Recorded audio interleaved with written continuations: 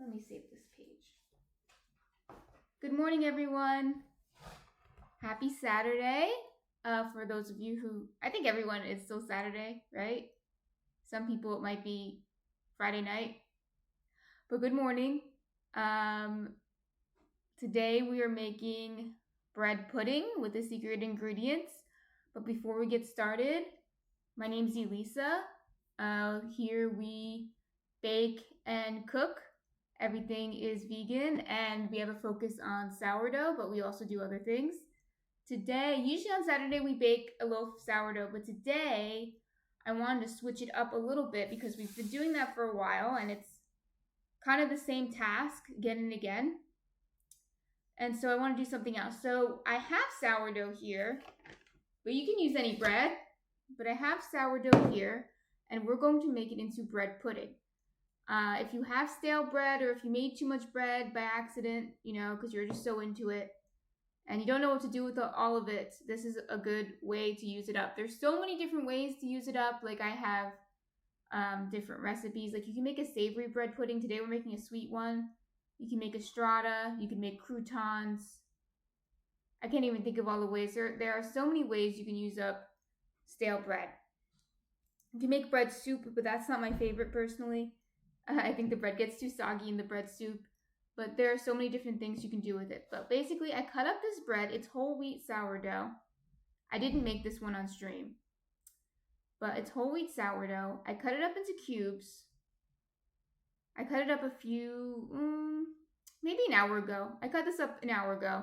I wanted to stale up a little bit before I used it. It's better if it's stale. You don't want it to get too mushy. Okay. But our secret ingredient today, as you can tell by the title of this video, we're going to be using beets, okay? We're sneaking a veggie into here. So here I have them cut up already. I cut up, these are raw beets.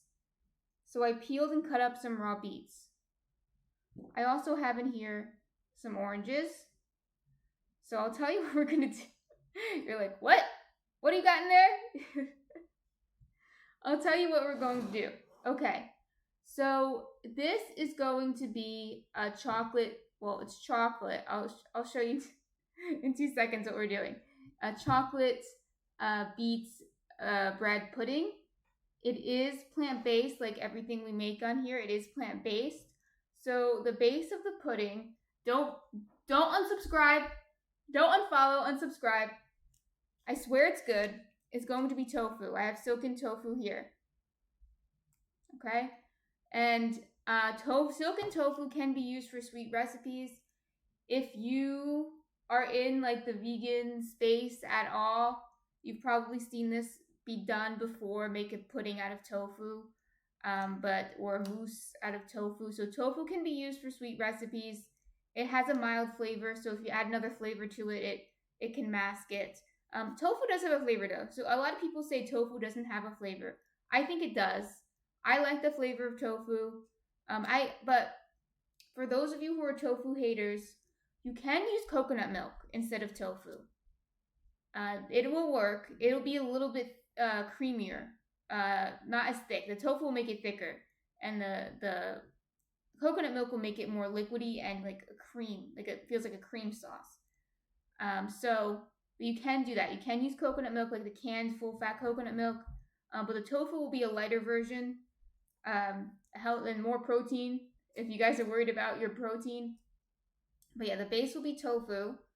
I also have to up the fat a little bit. I have some raw peanuts soaking in here. We should get my camera on so I can show you these things.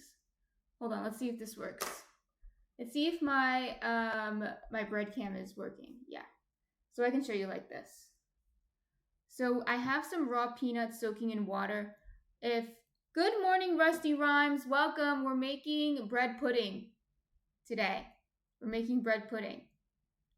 So I was just showing you, it's a vegan bread pudding. So the base will be tofu. Like I said, don't unsubscribe. Don't unfollow, unsubscribe. I swear it's good. And if you don't have raw peanuts, use sunflower seeds or cashews. Cashews are a little expensive. I think if you can find raw sunflower seeds, that would be good, especially for those of you who are allergic to nuts. But these are raw peanuts, also cheaper than raw cashews. Roasted peanuts won't work because it'll taste like peanut butter. I mean, honestly, it'd probably still be good, but it'll taste a little like peanut butter.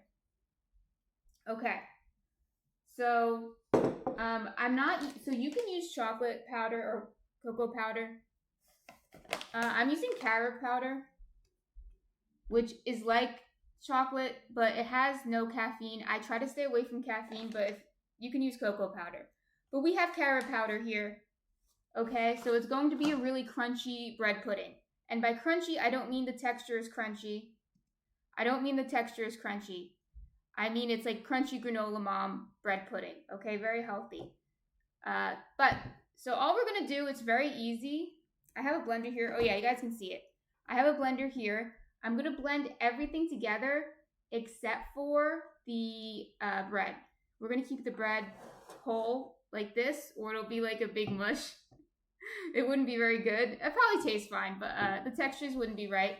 So keep the bread whole. Everything else we're going to blend into a pudding, and then we're going to put the bread into a pan and cover it with the pudding. It can't get easier than that. And then we're going to bake it. So let's see, this is already plugged in. So I'm just going to put everything in. So we have the beets and oranges. So we got one beet there. I have it written down how much it weighed, so you guys can recreate it. But yeah, so there's one beet in there. It was 150 grams. It was like a medium-sized beet, 150 grams. Probably 2 small beets or 1 medium-sized beet. And then the oranges, it was two little clementines. So it's about 80 to 100 grams of oranges. Rusty Rhymes is the same book as me. I've had that book. I guess it's a moleskin, right? I've had this book for years, and it's my recipe notes book. So I haven't gone through it yet, surprisingly, because I write a lot in it. But when I'm recipe testing, I write my notes in there. So I know what I'm doing, and I remember what I did. Otherwise, it would take, forever. I'd have to keep redoing the recipes because I didn't know what I did. Okay, so then it's a quarter cup. I know that. It's a quarter cup of peanuts, raw peanuts, and a half a cup of water. Oh yes, I remember. The grams are 40 grams of peanuts and 60 grams of water. If you do things by grams. If you're from Europe and you do things by grams. Okay. 1 packet of silken tofu. This, I'm pretty sure, is standard packet. Let's see, what are the grams on here? Does it say? Okay, it's 1 pound. It's 1 pound. So it's a standard packet, I believe, is 1 pound. Just put that right in there. Get in.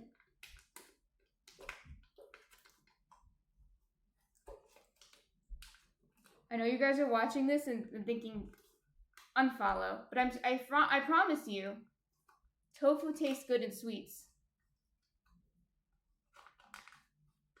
And I get the silken one because it's the softest one. You could probably do it with a firm and just add more water to it, but I haven't tried that. But silken is very soft. I wouldn't use silken for, although I've seen it. I've seen like in Asian recipes they use it for like savory things. I've seen that. I think Korean recipes they have like a silken tofu soup. So you can use it for savory things, but I've never done it. So I always use it for sweet things like this. Okay. So now I'm going to weigh out some stuff because I don't think I have anything else. I have sugar. We're going to need sugar. This is coconut sugar. You can use brown sugar. I haven't tried white sugar, but I'm sure it would work because this is not like a finicky recipe. Since we're just making a liquid and putting it on the bread, it doesn't really matter too much if it's like perfect texture, although you do want it to be a creamy texture. But I think using white sugar would also work. I'm not sure about using a liquid sugar. It might make it too liquidy, but might work too.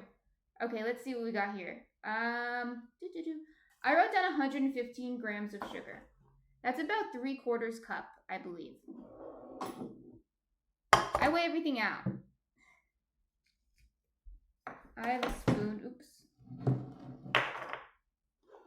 If you become a baker, you'll start weighing everything out. If you're from Europe, you might weigh everything out already.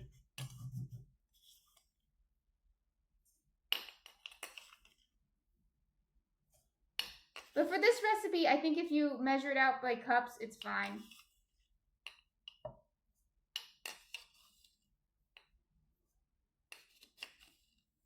So I'm going to get this to 115.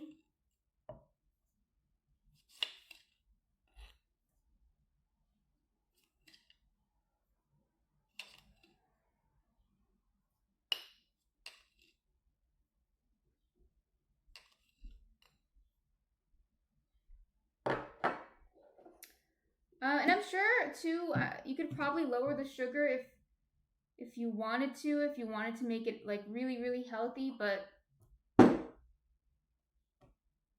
think it needs a sugar because you don't want it to taste like tofu and beets too much.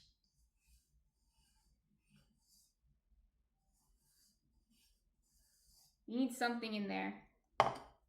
Okay. Oh, we also need carob, which I said you can replace with cocoa. I haven't done it, but it should be fine. So let's see, what did I write? 40 grams. I made this, what day? Thursday? On Thursday I made this. And it was gone in one day, so we liked it.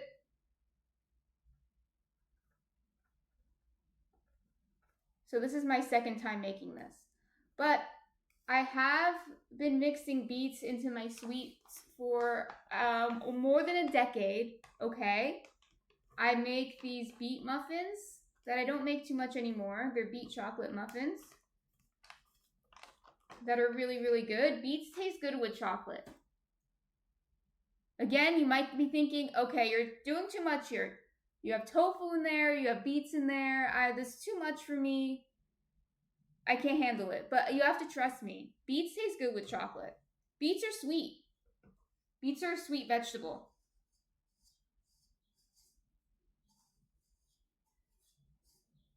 Okay.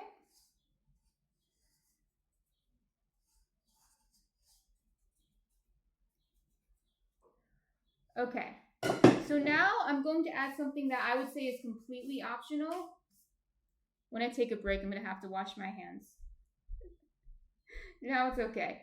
Okay, so something's completely optional. So I'm going to add cayenne pepper and cinnamon. It's going to be like a Mexican chocolate thing going on. Now you're like, oh my god, this is too much for me. If you don't like sweet and spicy, don't worry about it. But I really like sweet and spicy. I'm going to do 1/8 of a teaspoon of cayenne.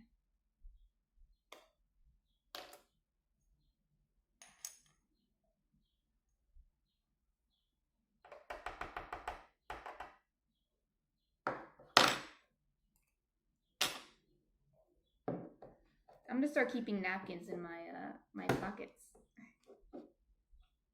Like an old man.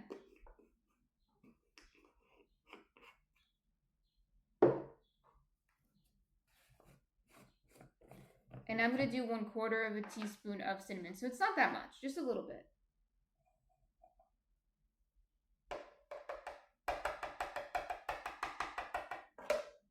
So I'm adding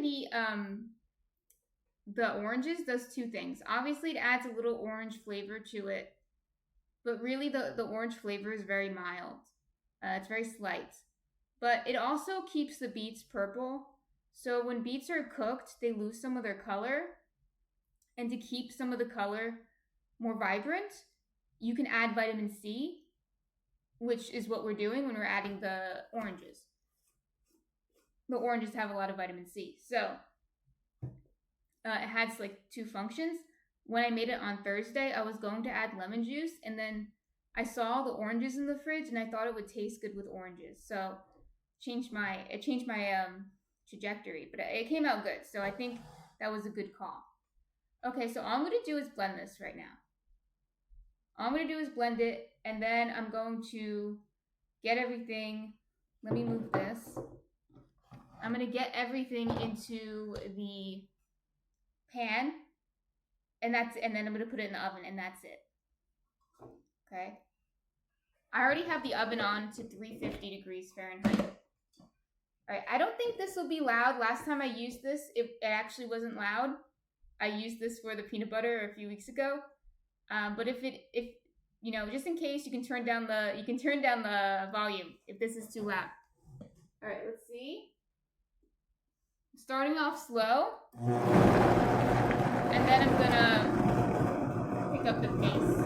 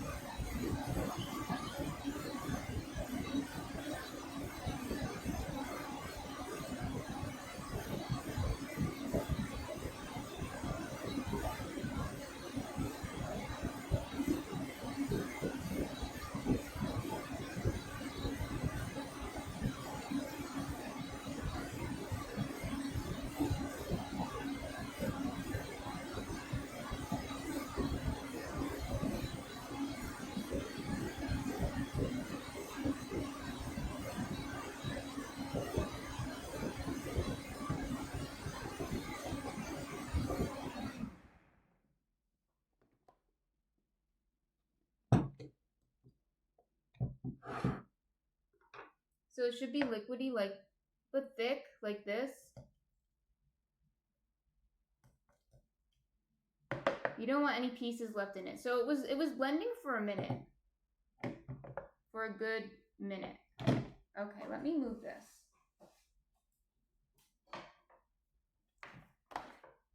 I'll put it here for now. Not the best place for it, but I'll move it in a minute. I just wanted to see if I can get this on the camera. Let's see. So this is the pan I'm using. I use this for like everything. You've probably already seen this pan.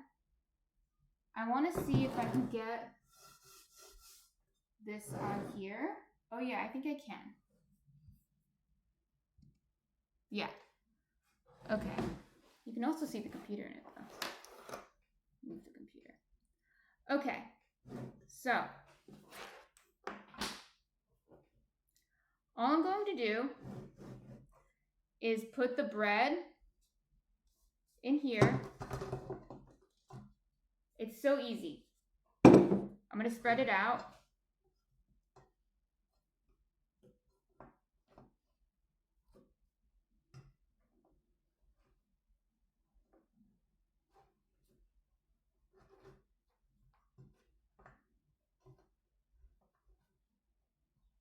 Okay.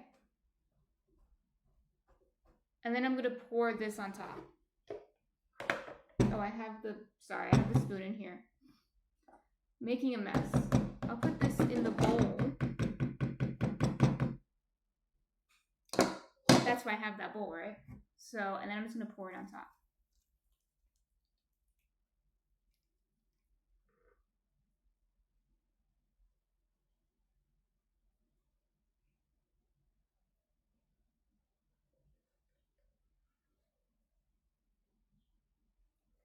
You want it all to be covered. Making a mess. All to be covered. So I'm just going to scrape it out.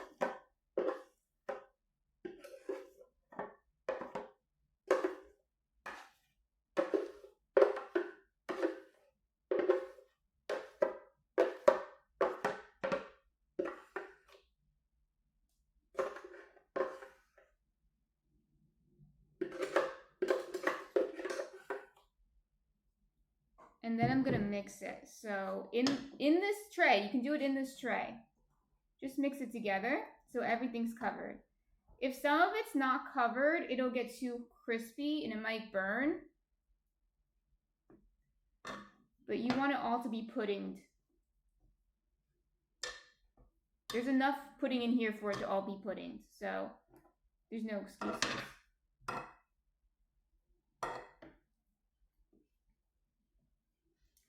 On Thursday when I did this, before I put it in the oven, I put some turbinado sugar on it, which is just it's a brown sugar that just is in large crystals and it doesn't melt.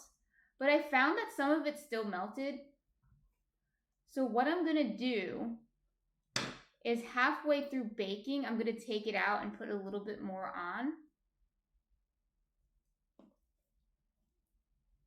We'll see how that goes, if that works. So essentially, I'm not going to put any on now. I should clarify. I'm not going to put any on now. And then halfway through baking, I'm going to take it out of the oven real quick. Just sprinkle a little turbinado sugar on top and then put it on, back in the oven. To see if it doesn't melt then. Maybe because it was too saucy, I'm thinking. It's so saucy. In a good way. But it'll firm up, the tofu mixture will firm up in the oven.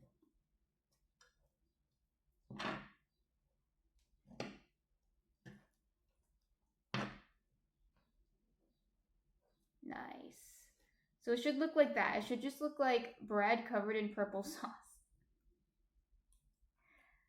And beets are so beautiful, so purple. In the oven, it'll get a little less purple because, like I said, beets lose their color in the heat, but it'll stay a little purple. It looks pretty cool, actually. It's like brown, but like spots of purple are still there.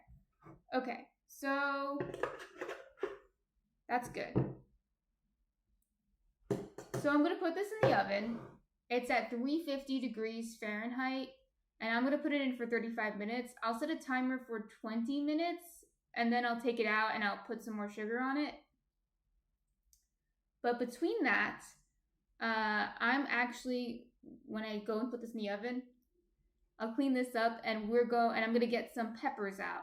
This has nothing to do with the bread pudding, but I was going to ferment some peppers today, and this is a last minute thing. Yesterday I thought, if I'm gonna do this today, might as well show you guys. So I'm going to, while this is baking, I have my crock here. I'm not going to touch it right now. I was going to show you, but I'll wait till I wash my hands. I have my fermentation crock here, and I have a big bag of peppers in the fridge. And all I'm going to do is show you how to start the fermentation. And then next week, on Saturday, I'll show you how it came out, and we'll make hot sauce with it. So it's a two-step process because it takes about a week to ferment. So hopefully by next week it'll be good and we'll make hot sauce with it on Saturday. So that's what we're going to do today while this is baking, because this doesn't take very long. Okay? So you saw how easy that was. And I was talking to you guys while I was doing it. If I wasn't even talking to you, it would have taken even less time. It took me like 20 minutes to do that. I feel like it would take like 15 minutes if I wasn't talking to you. Not that I mind talking to you. Okay, so I'm going to get this in the oven, clean up a little bit here because I did drip a little bit in my hands. Oh, it's not that beady. If they were bright red, that would be fun. Maybe later. No, I don't think they'll get bright red later because the peppers shouldn't stain my hands. So, but they might make my hands spicy. So I'll clean this up, and then when I come back, we'll chop up some peppers. And that's it. It's so easy to ferment peppers. I'll show you. So, yes, I'll be right back. I'm just going to put this in the oven.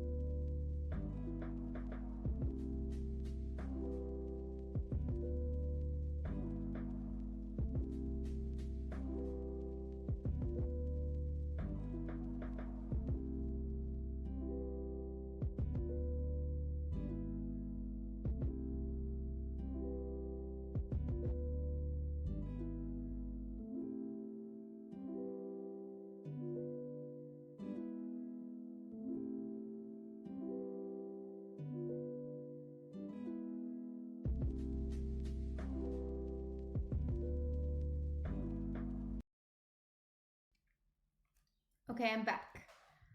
So the bread pudding's in the oven. As you can see, I have a big pile of peppers here. It's about, I think it's 3 pounds. It's like 1,500 grams. I think that's about 3 pounds. Grandpa Blues, welcome to the chat. I just made the bread pudding. It's in the oven, but you're here for the best part. They're both the best part. You're here, we're going to be fermenting peppers.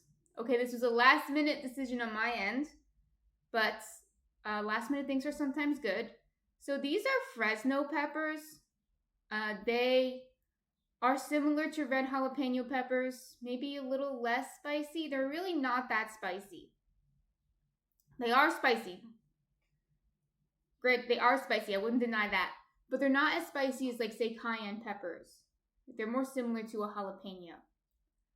So they are also have a thick skin. And that's good for what I want to do because I want to make a thick hot sauce that's kind of like, it's not exactly like sriracha, like the kind you get at the store, but it is kind of like sriracha. In fact, if you put garlic in it, it would taste a lot like sriracha. We're not going to put any garlic in it, though.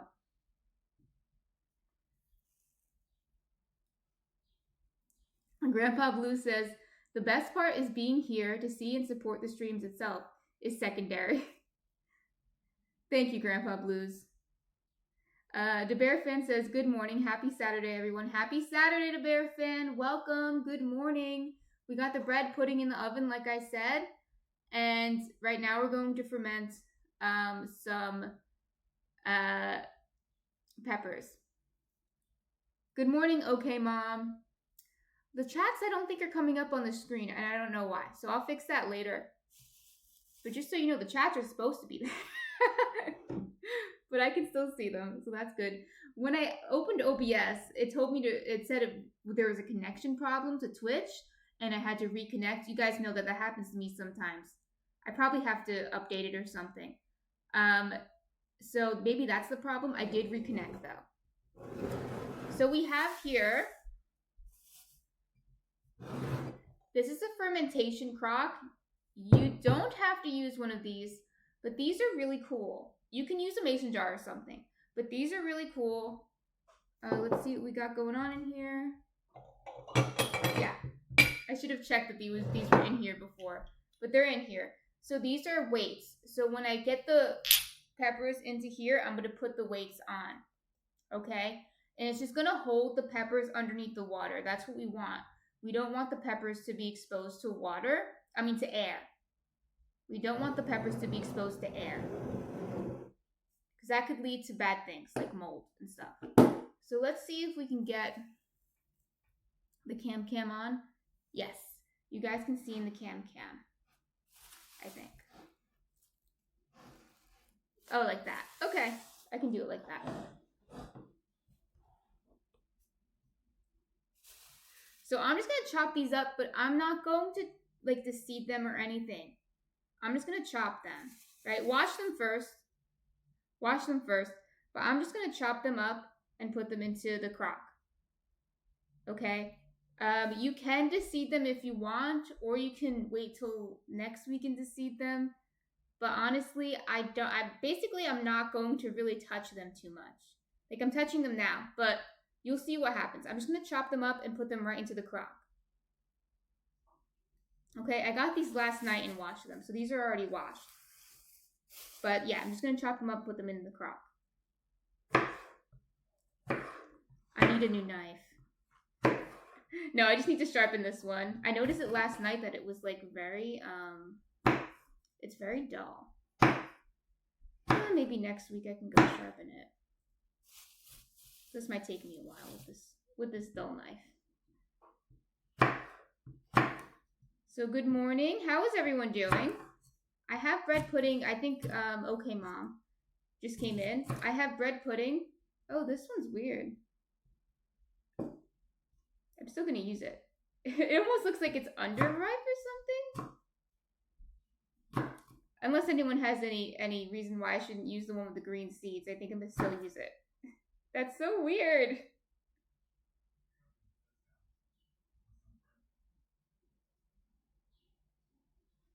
Is the blade closer to your hand sharp?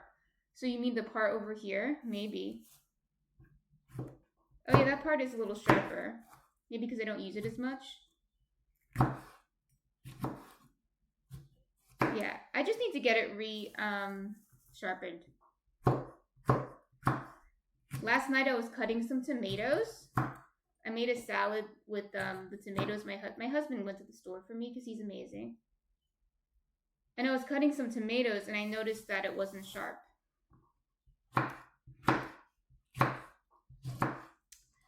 But it's probably been a problem for a few weeks or months.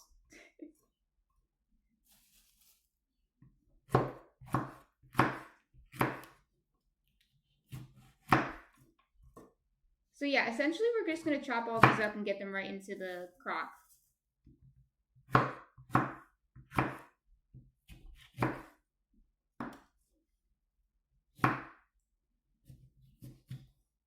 So yeah, the question of the day, I can ask this while I'm chopping.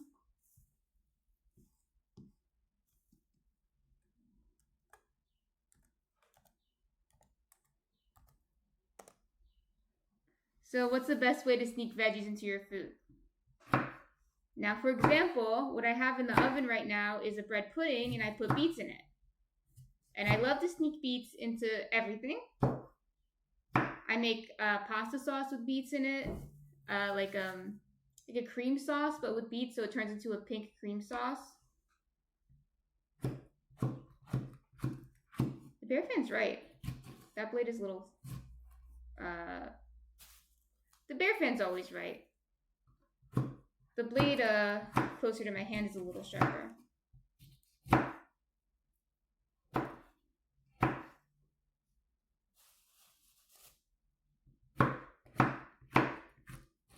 So yeah, I like to sneak veggies into everything, but probably beets are my favorite. Like I said, I make beet chocolate muffins. Beet chocolate's really good. But you can do the same thing with pumpkin. I mean, you guys already know you make bread with pumpkin, right? And pumpkin is technically a fruit, but let's just call it a veggie. But you can sneak pumpkin into sauces too. Like you can make a cream sauce with like cashews or sunflower seeds or raw peanuts, whatever you want, with pumpkin.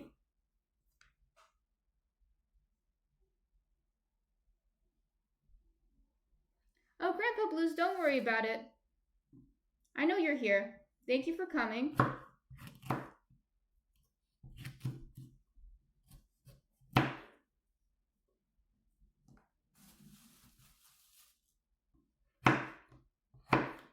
But yeah, you can sneak a lot of veggies into like a cream sauce and put it on pasta or something like that.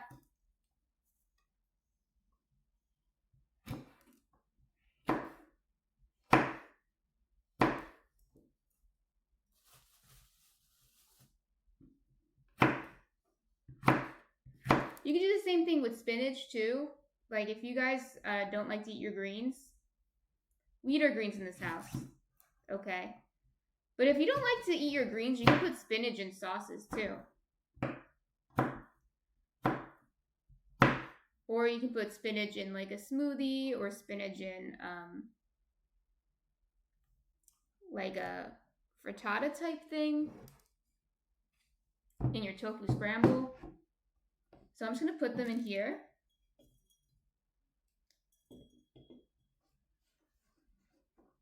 And then I'll keep going until this is full.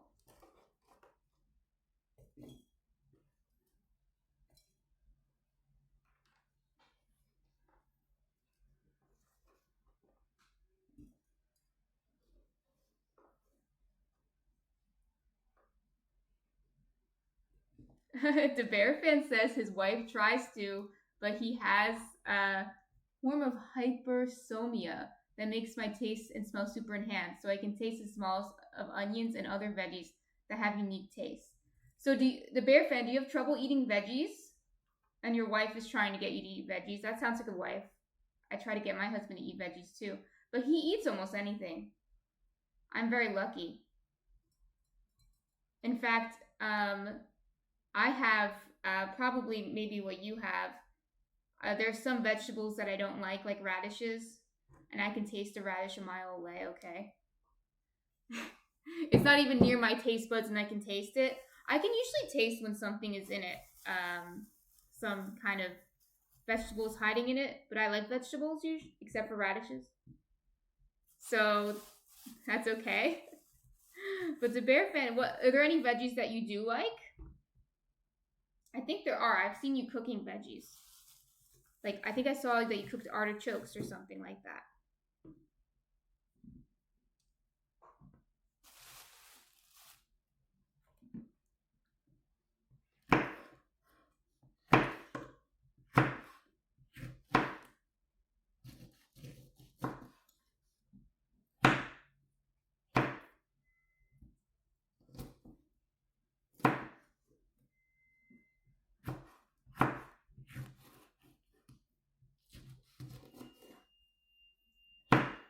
I'm trying to think. Some veggies are kind of mild, where I feel like you wouldn't be able to taste it.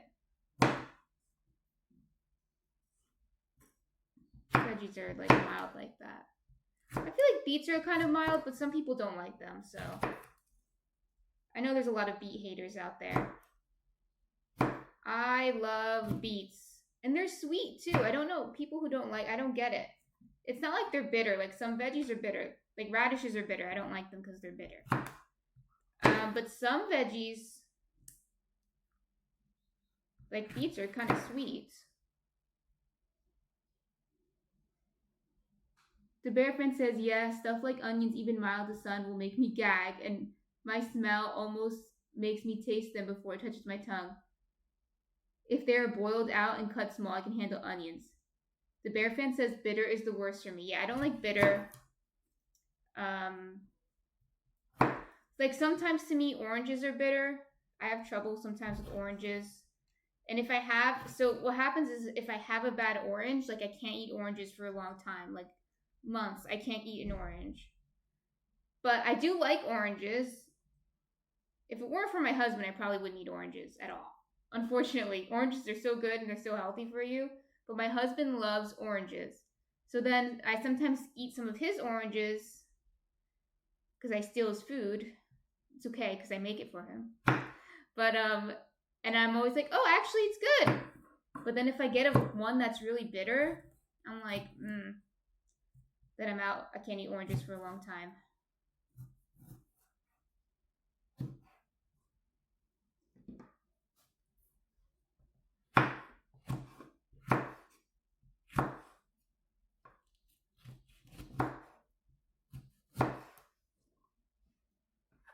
Cut with a sharper knife so you don't cut yourself.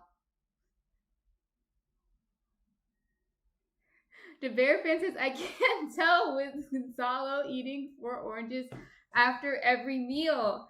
Yeah, my husband, he eats so much fruit. It's pretty impressive. I'm impressed.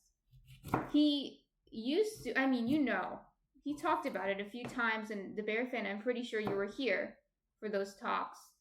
But he used to eat much worse food than fruits, let's say. And, now I don't think I told this story. I don't think I told the story the first time I gave him an apple when we first started dating. Or the first time I gave him a glass of water. By the way, let's start with the water. It was tap water. Tap water from Brooklyn. From a Brooklyn tap.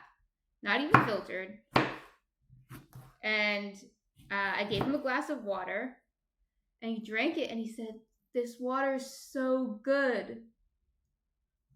This water is so good. Like, the way he said it, like he's never had a glass of water ever. And, he probably has had a glass of water before, but he was mostly drinking soda and orange juice and alcohol. The bear fan says the LA basin water is the worst. Probably. Probably not as good as New York City water. But he wasn't drinking water.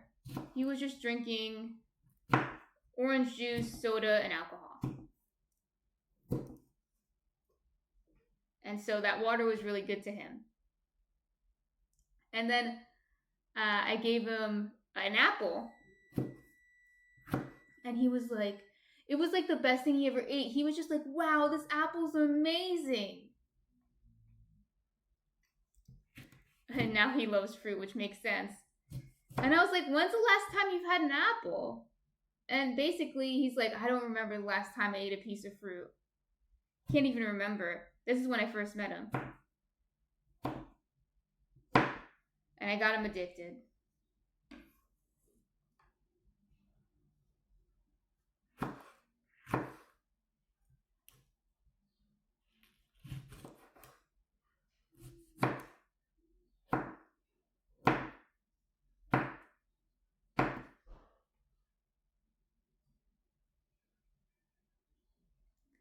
Oh yeah, the bear friend says, I can't say how bad soda tastes to me now that I have not had it in an apartment for over 3 years.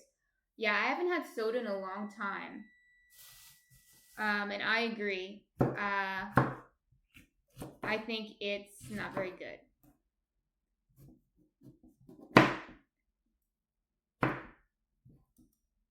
After a while, you just want water.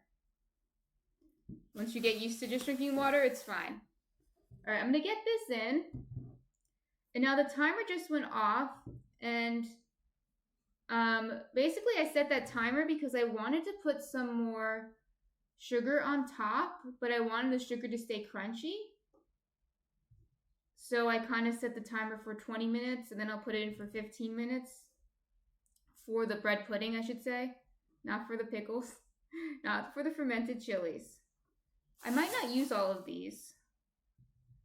We just want to get this not all the way full, but like 3/4 full, I'd say.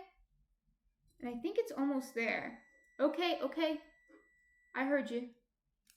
Yeah, so I'm not that worried about it being in there a few more minutes because it's not done yet. But yeah, I'll wash my hands. When you're handling the chilies, either put on gloves or you're gonna have to wash your hands because you can get chili fingers, okay? And then if you touch your eyes or your nose, you will regret it. Okay, so either wear gloves or just wash your hands.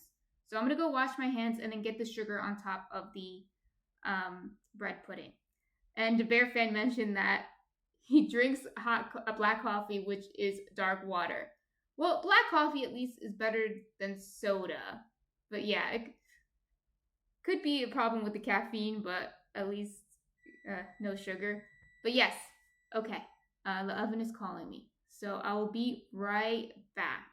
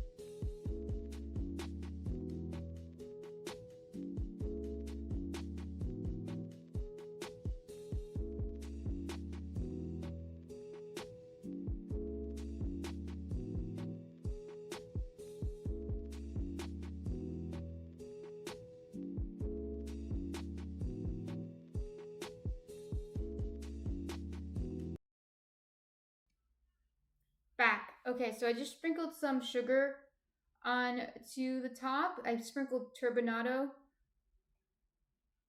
What does WB mean? The Bear Fence WB. I don't know what that means. Some turbinado sugar on top, and put it back in for 10 minutes. So the bread pudding. So this is how much we have so far. We can get more in there. Oh, welcome back. I don't know all these acronyms. Okay.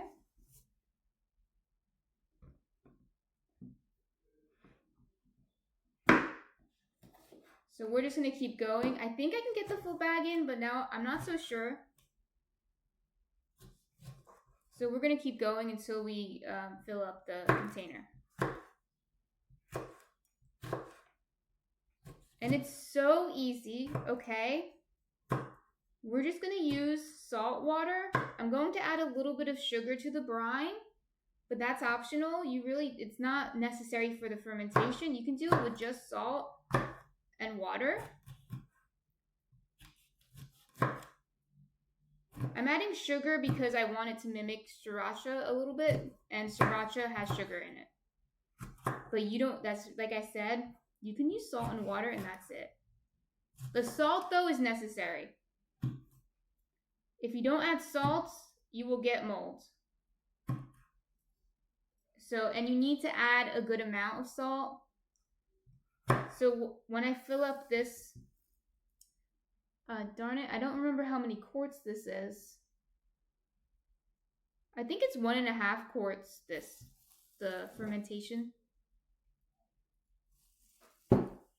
I use 2 tablespoons of salt for that. So that is important to get that right.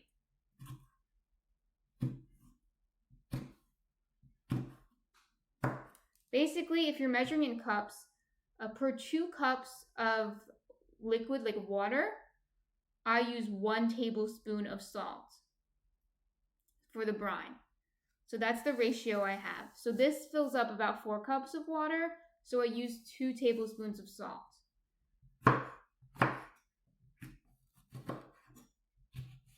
That's important.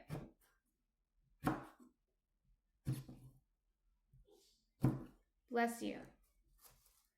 Munchkin's not here today. He's in the bedroom, but I still heard him sneezing. Yeah, still heard him sneezing.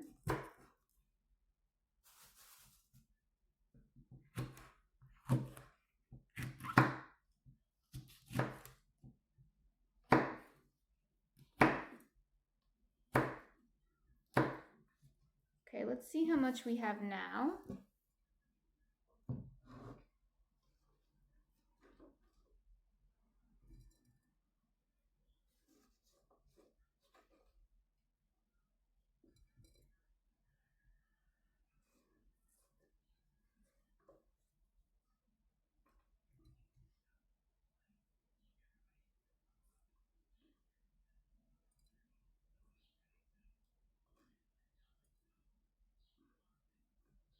Yeah, I think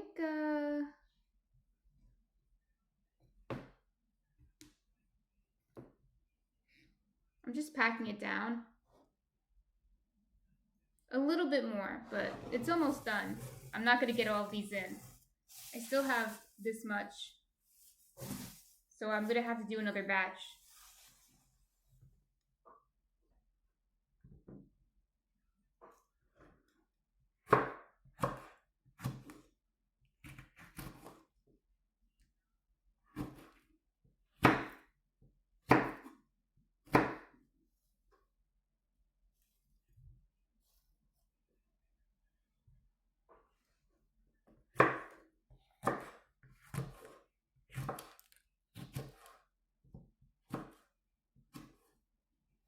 I want to see how much is left in the bag.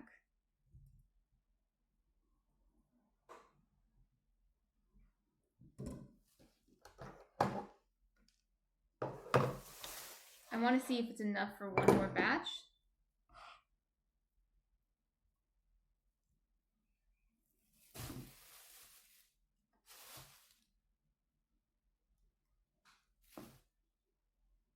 Yeah, about. So I'll leave it at that. I'll make another one. There's a hole in this bag.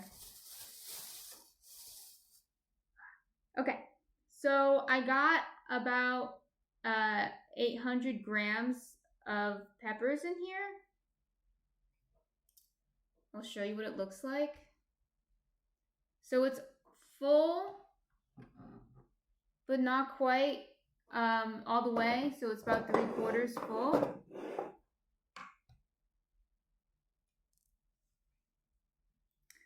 The bear fan says when these are done, will you use them like a jardinera? Jardinera? I don't know what that is. Can you explain what a jardinera is? I'm using these to make a hot sauce. But you can use them like pickled peppers. Like you could use them right out of here when they're done. Moving this.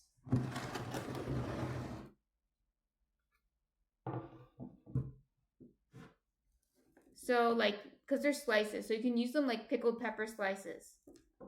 And they're good like that. But I'm going to make a hot sauce. Okay, it's like an Italian relish. Yeah, I would say you can use it like that. Like I'm assuming it's a pickled pepper relish. So you can use them like you would that, or pickled jalapenos. I'm assuming they're very similar.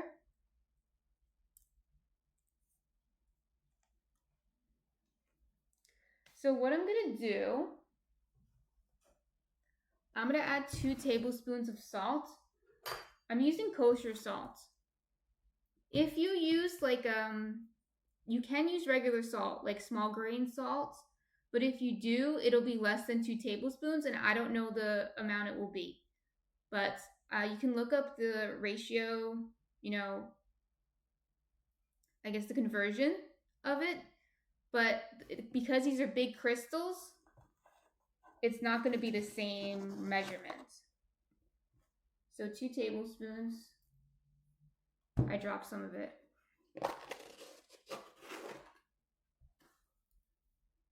2 tablespoons.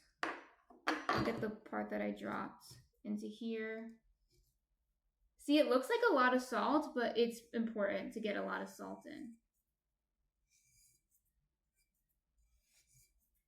Try to get all the salt in. And then I'm going to get, this is a 1/2 tablespoon. So I'll get a total of 2 tablespoons in there of sugar.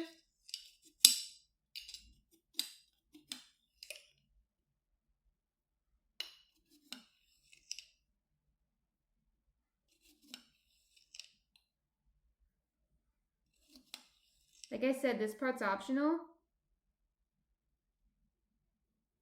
The bear fan says it is great, like in a Greek salad, maybe in an olive salad. It sounds good. I like to use pickled jalapenos and everything, so it sounds kind of like that. So you can totally do it. So I'm going to fill this up with water. I have filtered water. I usually use filtered water for this. So I'm just going to stand up so I can see how much water is in it.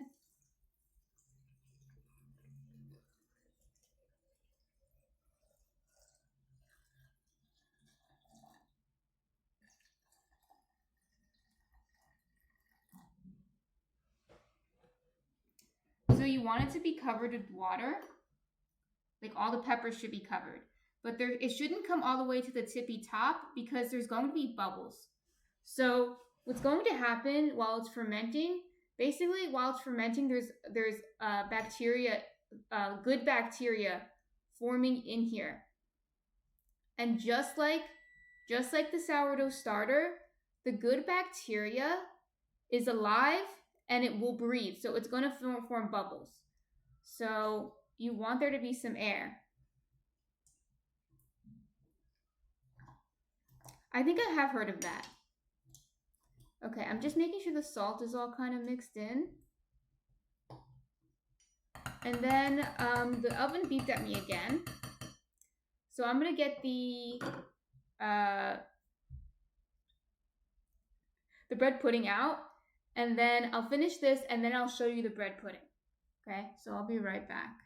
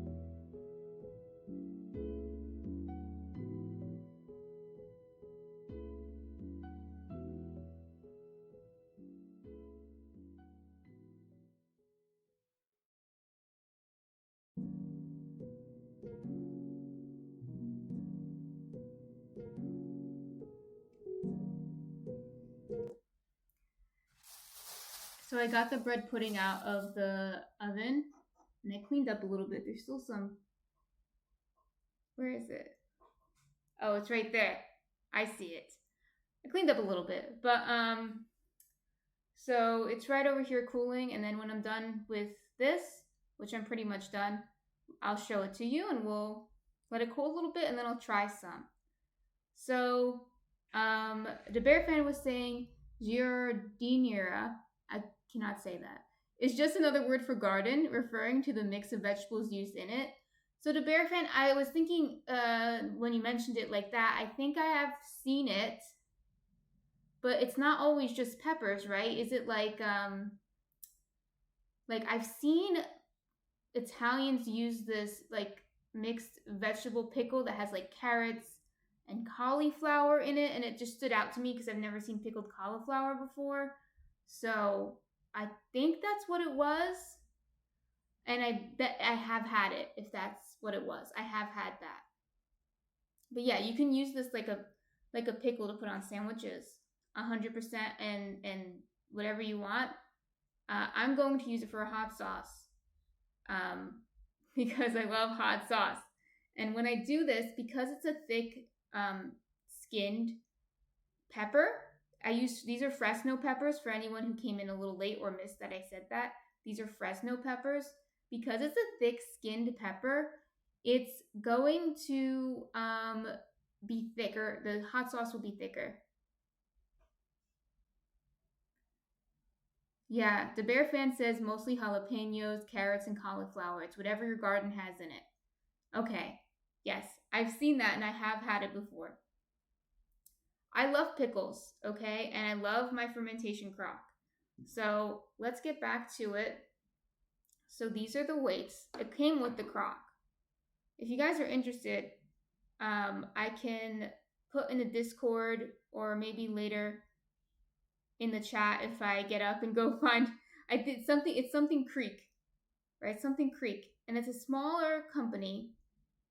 I think it's based somewhere in the Midwest, and they make these beautiful fermentation crocks that I believe they import them from Poland, but I guess it's like a family business, like their grandparents are in Poland or something like that. It's something like that. And it's really nice. They make these great crocks. So I have 2 of these. I might even get a third, who knows.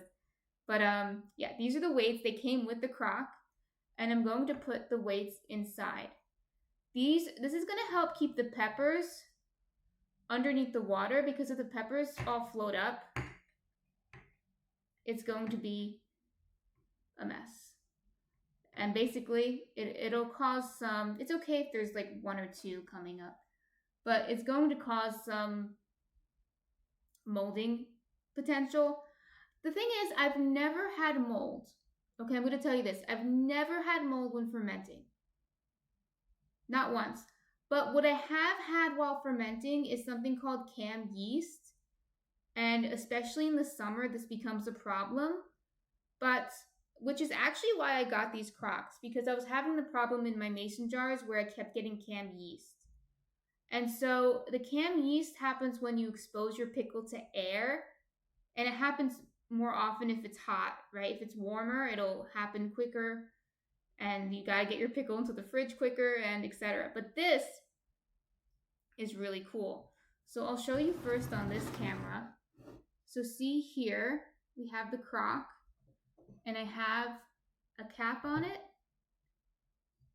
but the cap has a moat. So let me show you on here. The cap has a moat. I can show you on both.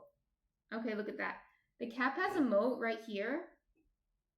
And this moat, I'm going to fill it with water. It doesn't have to be filtered, but let's see.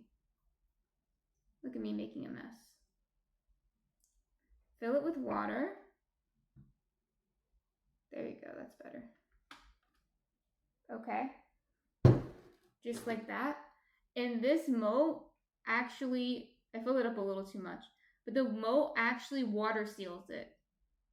So this is actually sealed right now from the water. Okay, Mom, it is Stone Creek. Thank you, okay, Mom. So did you look it up? I was like, it's Something Creek. If you're interested, they're great. But there's plenty of places you can find these fermentation crocks. But this is a waterlocked one. And now it's sealed. And I can't, well, I can. See, it's closed.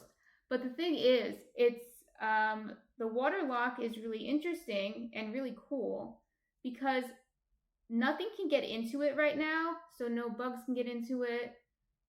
No air can get into it, causing mold or causing canned yeast. But stuff can get out of it. so the bubbles can get out of it. So like I was saying earlier before I got the bread pudding, this is going to become alive, right? It's going to grow bacteria that's going to become alive, I know it sounds weird, but this is how pickles are made. At least fermented pickles. Quick pickles we can do on here too. Those are just made with vinegar. They're very easy. But fermented pickles are all made this way, okay? So bacteria is going to grow in here, and it's going to eat at the peppers in here, and it's going to change the flavor. It's going to change the flavor. And that's how you get the sour flavor, because it emits lactic acid, which creates a sour flavor, which is what you associate with pickles, with fermented pickles. With quick pickles, it's just vinegar that creates that flavor. But in this case, it's lactic acid. Now, as it's doing that, just like with the sourdough starter creates all those bubbles, this is also going to create little air bubbles, but the air bubbles are going to pop on the surface because it's water. And when that happens, if you're fermenting in a mason jar, sometimes your mason jars will like explode and spurt water everywhere. If you guys have ever tried that, that's happened to me. I mean, it's not a big deal. It doesn't ruin the pickle, but it does happen. When it happens in this one, in a few days, you'll hear it start popping. Pop, pop, pop. You hear it start popping. It's really funny. And that's how you know it's working. But basically, the air bubbles will come up here and start popping on the moat.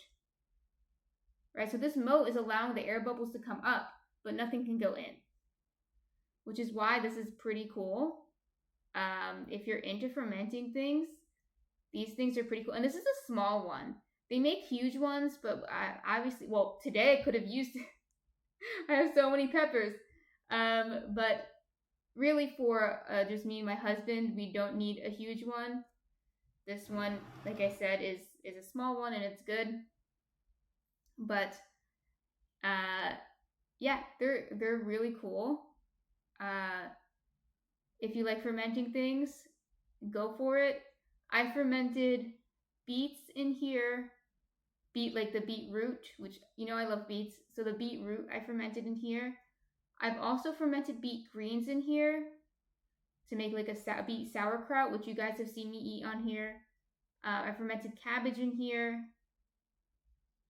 I don't know if I fermented anything else, but you can ferment anything. But peppers, really good. We're making hot sauce. Oh, I fermented cranberries in here. I love fermented cranberries, guys. That's something we'll do in the fall. We'll ferment some cranberries. Until you guys get enough of my Crocs. Okay, so let's, no, we can keep this on. We can move this. I want to get I'll move the Crock. I filled up the Crock a little too much, so it's spilling, but that's my bad. I have a towel up there. I'll get the towel. But I'm going to show you, yes, it's your lucky day, the chocolate beet bread pudding. Okay, it's done. So I want to show it to you. I'm just going to wipe off the table because I got water on it. It's just water.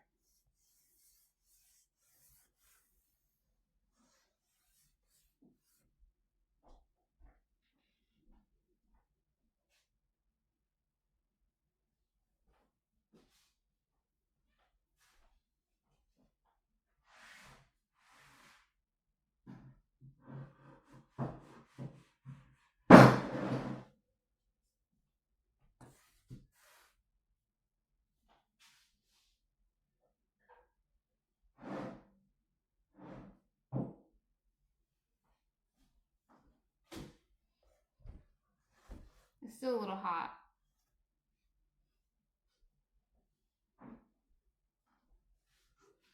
I forgot to get a little thing to cut into it, but it's okay. It needs to cool a little bit anyway, and then we'll cut into it. But You can see, I don't know if you can see it. Yeah, you can. So some of the sugar I put on, so now I think the problem is that it didn't melt enough. So before, I think it melted too much. And now I think it didn't melt enough. And it's still gonna be good, but maybe I need to put it on like a little earlier to let it melt a little bit more. Or maybe I should just put it on the beginning and just call it a day. I don't know, but it looks really good. You can see what I mean when I said it's still a little purple, but not as purple as when we first put it in to the oven. And yeah, it's okay. It's really good. You guys gotta trust me on that one. You guys gotta trust me. So yeah, and for those of you who came in later, we did this pretty quickly. It's very quick recipe. So for those of you who came in later, this is the beet carob bread pudding, and it's very crunchy granola mom, which I honestly love crunchy granola mom recipes. I'm not gonna lie, I'm so jealous of them in their crunchy granola ways. So what I have here is a pudding that the base of it is, this thing has to stay. The base of it is tofu. Yep, that's right. There's tofu in here, there are beets in here, there are oranges in here. Just can't get any better. Okay, and it's really good because I made this on Thursday and it was really good on Thursday, and so I'm assuming since I did it the same this time, pretty much, it's going to be really good today. So yeah, I mean, does anyone else, I don't know if anyone else makes bread pudding. Bread pudding is a really good way to use up your stale bread. We make lots of bread pudding.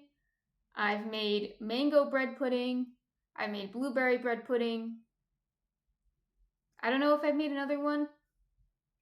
Those two I've definitely made. Now I have the chocolate bread pudding. I want to do like a strawberry one and just all the different types. I want to do a lot of them. But yeah, beet bread pudding is really, really good.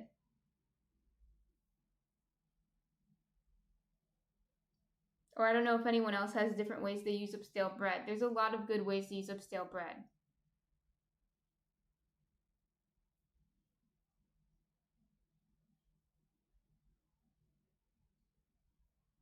The Bear fan does not make bread pudding. Maybe your wife will make it, but I don't know. It might be hard. You have a lot of sensitivities to taste, so she's going to have to. I mean, you can make a bread pudding that's very indulgent. The Bear fan says, I love that you tell us the why, but also the how your recipes work. I stay away from recipes that just say it is good and good for you. The Bear fan says she loves beets and loves pickling them.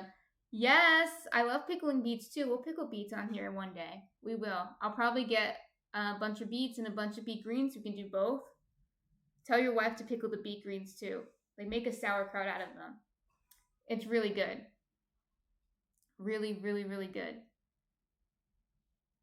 But yeah, no, the Bear fan mentioned I love how you tell us the why. I try to, because like the Bear fan said, I like to know why people put things in the recipe. Like, why did you include that ingredient? Because what would happen if I took it out? That would be my question. What would happen if I took it out? For example, if you took out the tofu out of this and didn't replace it with anything, there wouldn't be enough liquid, and it wouldn't form this kind of puddingy texture. I don't know if you can see them. It's my food, so I can touch it, right? It has like a puddingy texture. I'll show you when I cut into it. If you replace the tofu with coconut milk, like I said, it'll work. It'll be a little bit more creamy and less of like that puddingy texture, but it'll still work. We make bread pudding with coconut milk all the time. In fact, I think my husband prefers that method. It's going to be a higher fat, so it probably tastes better, but it is good. And the Bear fan says she just roasted beets the other day.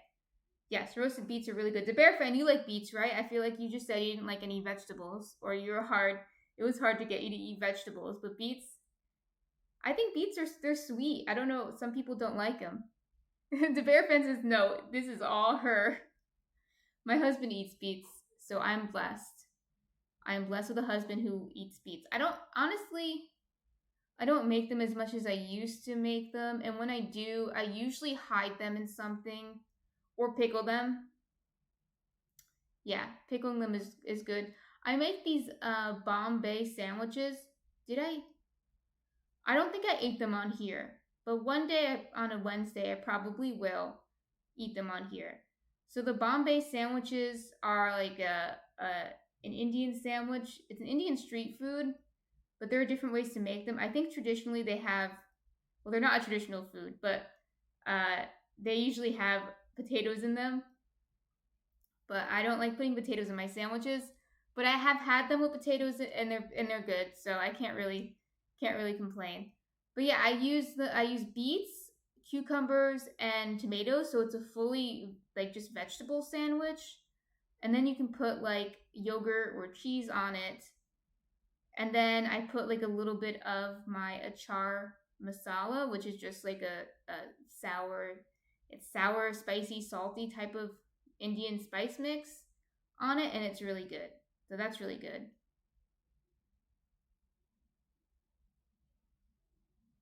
The bear fan says, I try things but will never lie about how I feel about the thing. Yeah, you don't have to lie to bear fan, but will never tell her to exclude them on my behalf. I can always pick them out. That's nice of you, De Bear fan, so your wife can eat beets. I mean, beets you can leave on the side anyway. It could be a side dish. But yeah, I feel like I don't use as many beets as I used to. I make smoothies with beets. Maybe in the summer I'll do that. But I'm not a big smoothie person personally. But I have made smoothies with beets, and I used to do it all the time. So it was like a banana smoothie. The banana was the base with berries, beets, and peanut butter. I think that was it. And then it was good. It was good. It's I would make probably maybe this year. Maybe I'll try the same thing, but make it into an ice cream, which is basically like a smoothie bowl, so it's thicker instead of a smoothie. So I get to eat it instead of drinking it. Basically, I don't know if my food processor can handle it. I do have beet powder, so a little more expensive, but it's easier to put into things like if you were to make a smoothie. But I usually use the beet powder for like baked goods or for my oatmeal. I love beet oatmeal.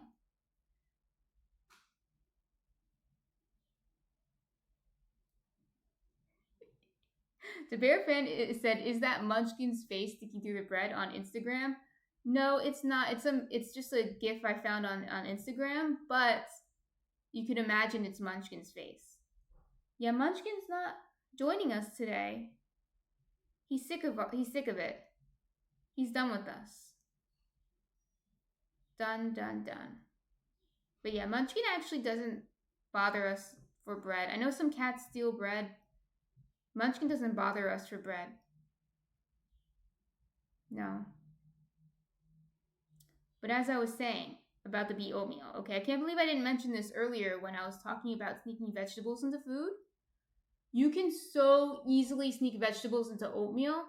I've seen people make zucchini oatmeal, like carrot oatmeal. Like I've never made those, but I'm sure it works. Sometimes I put whole beets into it if I have them, and they have to be already cooked. Uh, unless I guess they're shredded. Maybe if they're shredded, I can put them in raw. But I put beet powder into it. I think just like a teaspoon of beet powder. I think that's equivalent to one beet. And yeah, snuck it right in there. And the beet and the oatmeal turns purple, and it's really good. Um, I see. I'm trying to think of what I've seen people put a lot of strange things into oatmeal, and you can get away with it because it just tastes like oatmeal. I don't like pumpkin oatmeal. I've seen people do that. Um, Pumpkin has a flavor, and by itself, it's not that good. Personally, my opinion, pumpkin by itself is not that good. You have to mask it with something else. So I don't really like pumpkin oatmeal, but beet oatmeal is good. It's kind of like this because I put beet powder in it and then I put cinnamon and cayenne in it, so it ends up being this kind of flavor. I don't put oranges in it, but I should. I should. Okay. How long has this been out? I'll just do a field test. Yeah, it's cooled down. It's not burning me anymore. The Bear Fan says he puts berries and ground flaxseed in the oatmeal. That is also good. I also put berries in. I put frozen blueberries in, right into the beet oatmeal. Just go for it. Go to town. But the Bear Fan says, be right back, wife getting up, coffee time. Okay, the Bear Fan, we'll see you soon. Enjoy your coffee with your wife. Okay, so I'm going to be right back as well. I'm going to get something to cut this up with, and then we'll have some coffee. Oh, let's have some coffee and tea together. I'll make a cup of tea, and then I'll cut this up, and we'll have some a tea time together. Okay, so I will be right back.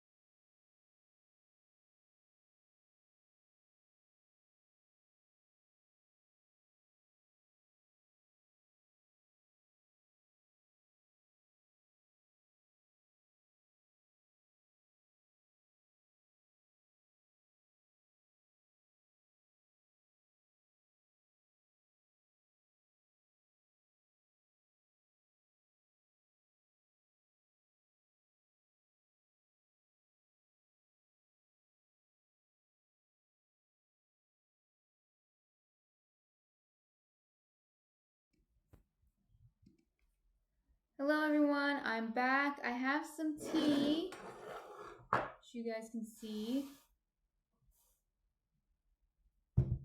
It's chamomile tea. I know it's the morning, but I don't drink caffeine, so we're having chamomile tea in the morning. I promise it won't make me sleepy. I'll be okay. Alright, so I'm going to cut into this.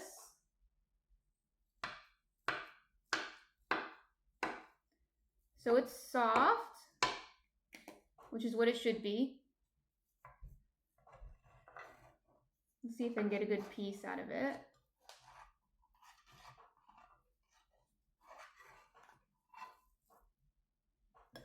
Fell apart, but that's okay. It is pudding after all. See how it's still kind of purple? It's really cool. Let me show you. I think raspberries would also be good with this. Oh, the Bear Fan says, welcome back. Welcome back to Bear Fan. So I think raspberries would also be good with this. Raspberries and chocolate are a good combo. Let me go back to the main screen so you can see me. So it's a small plate. I filled up a very small plate all the way up with this bread pudding. Okay, and I have some tea here too, so it's tea time.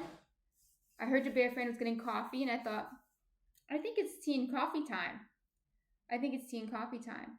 Okay, let's try this. I want to try some... Honestly, I would usually use my hands. I'll use a fork for this. For you guys.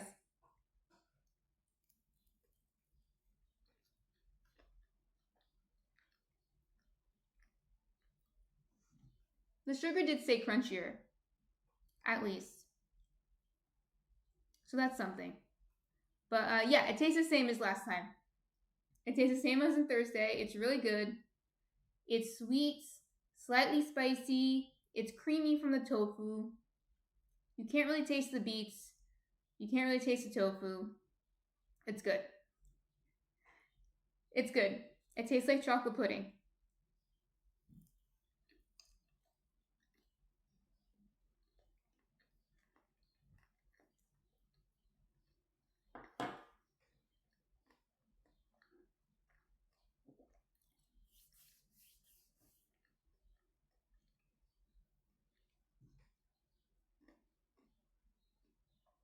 Thumbs up from me.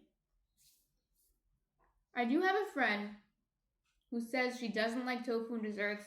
And like I said, if that's you, I would replace it with coconut milk. But I like tofu in desserts. I think tofu is good. I'm on team tofu. I know the Bear Fan doesn't like tofu. I'm on team tofu.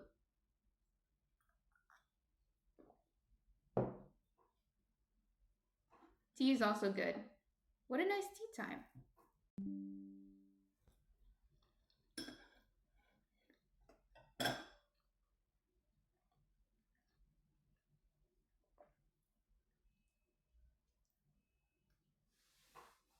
I'm gonna replug in my computer. Oh, that fell.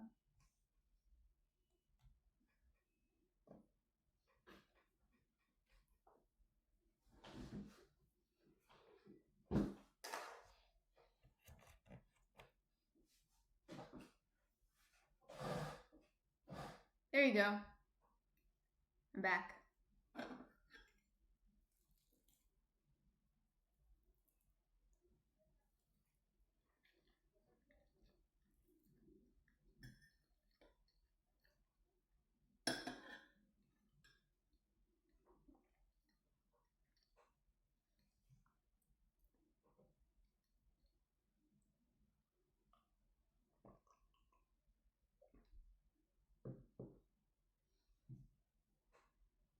So, does anyone have any fun plans for the weekend?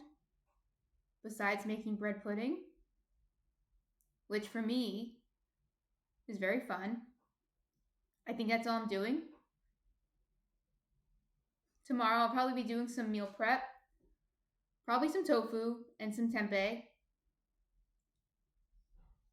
Okay, Mom says painting my kitchen. That's a lot of work and that sounds like fun. The bear fan says I'm still trying to relax and thaw out from last Saturday. What happened last Saturday to Bear Fan? Other than, what did we do last Saturday? Did we make focaccia last? We made focaccia last Saturday. We had so much fun. So that's what we did. But yeah, painting the kitchen, that's a lot of work. Okay. I'm not doing that much work.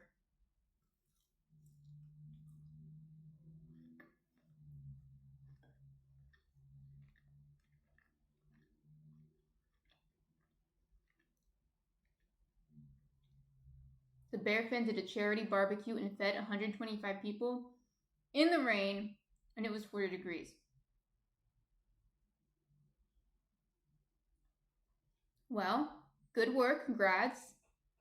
So that's why you're trying to thaw out, because it was cold. That does sound cold.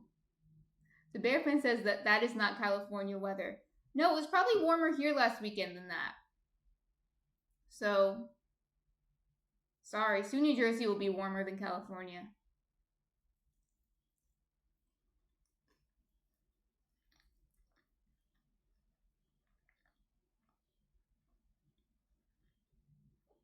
But good work with the charity, that's great. The charity's for St. Jude, right?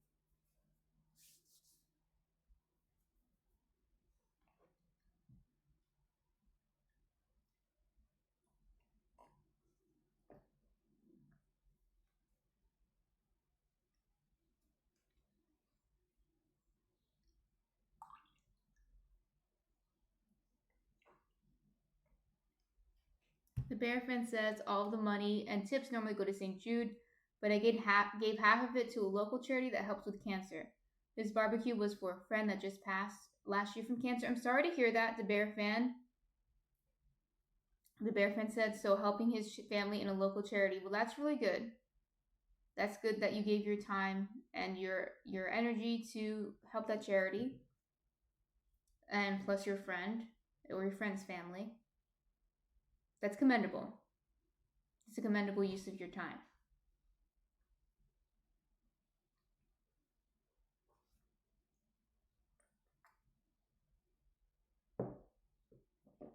But yeah, last weekend, I feel like it was warm last weekend. It definitely wasn't 40 degrees here. A few days ago, it was like it was 80 degrees here a few days ago in New Jersey, which is unseasonably warm.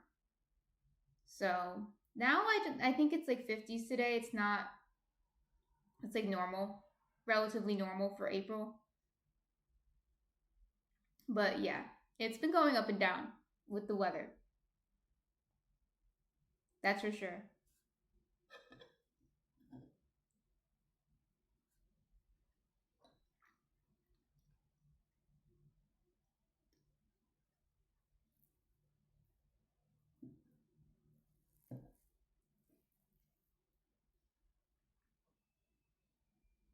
The Bear Fan says, but supposed to be real nice this weekend, so may take a walk on the beach Sunday.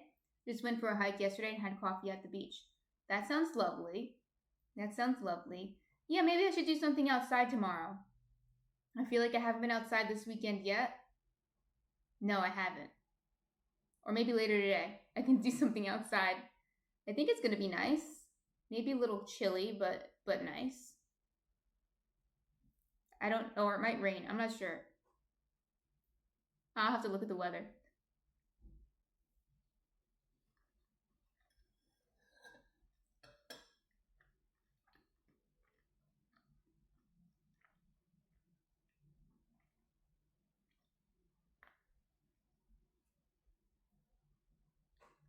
Something else you can make with stale bread, you can make French toast with stale bread. Um, you can do it with tofu too. I'd make French toast with tofu in the batter. I'm telling you, it works. Okay, but yeah, there's so many things you can do with stale bread. I'm trying to think of all of them, but um, stuffing. Obviously, stuffing is made with stale bread.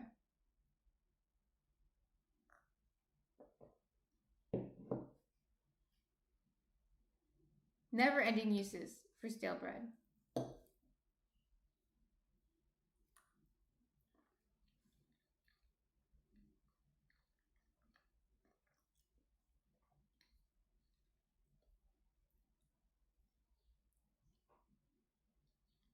Breadcrumbs. And then you can bread anything. What a good question, the Bear Fan. I was going to say before I forget, and then I'll read and answer the Bear Fan's question. And I want to pose the Bear Fan's question to anyone in the chat, too. It almost tastes like, so the bread pudding, there's these little squares, obviously, of bread. It's like they almost taste like little brownies.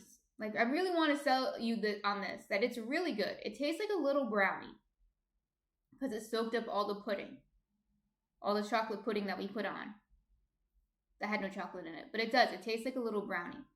I really think this is an amazing recipe. Okay, so the Bear Fan asked, what is your favorite superfood? So I want to ask everyone, what's your favorite superfood? And I actually want to say, like, I don't know if I think that superfoods exist, except that there are lots of foods that are very healthy. A lot of foods that are really healthy that we should be eating more of. But I always feel like superfood is a marketing thing. What's my favorite superfood? So I'm going to take that to mean, what's your favorite super healthy food? Are beets considered a superfood? I feel like beets are definitely up there for me. Collard greens, are they a superfood? I love collard greens. Beets, collard greens. Blueberries. Blueberries are very high in antioxidants and they're very tasty. You can get them frozen, they're not too expensive, or wait till they come in season, which will be soon here in New Jersey. They'll be in season in a few months. So yeah, those are some of my favorite foods. Definitely greens would be collard greens or cabbage. Oh yeah, cabbage, because cabbage is really cheap. Cabbage is up there. I eat cabbage every week. It's cheap. You get huge heads of cabbage. They last forever in the fridge. That's super, in my opinion. It's super that it lasts forever in the fridge. Okay. And you can put it in a lot of things. So yeah, cabbage, definitely cabbage. But beets are up there. Mine is finding new snacks that I can eat a lot of. Homemade, I think granola, dark chocolate, berries, and nuts. Oh, for expanding that, can peanut butter be a superfood? Because I super love it.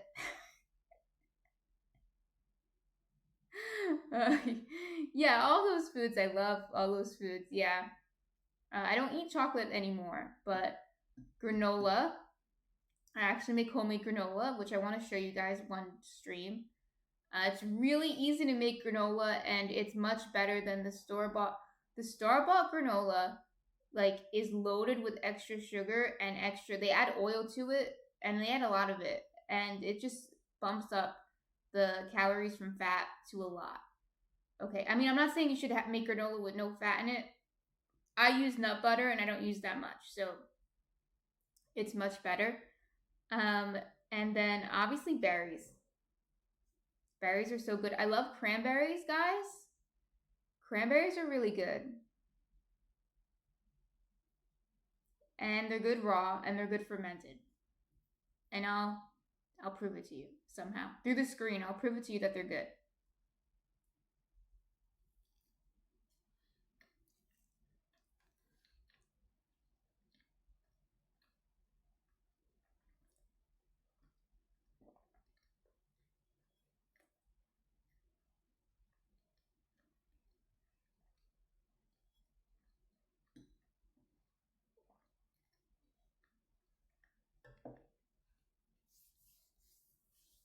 It's like a little brownie. And it's you saw what I put in there. The least healthy thing was like the coconut sugar. I mean, it was vegetables, it was fruit, it was tofu. It's really not that bad. So sneak veggies into your dessert, okay? You'll thank me about you'll thank me for it.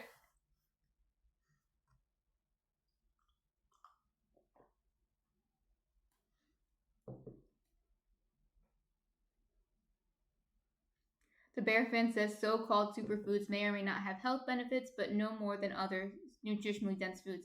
Yeah, the Bear Fan, that's what I was getting at, the Bear Fan. But I really like your question. I didn't mean to say anything negative about your question because I actually really liked it. But sorry. But it's like a lot of marketing. Like, for example, the acai bowls. Um, like the acai bowls, I'm sure you guys all heard of them. They're not as well, they still are somewhat popular, but maybe like 10 years ago it was like a big thing. They're really expensive and you can't really buy acai berries like whole. I've never seen them whole. They come in like little packets. Um and they were a superfood. And they are nutritious. Like they're good. Like the Bear Fan said, like these foods are usually nutritious foods, but like they're expensive.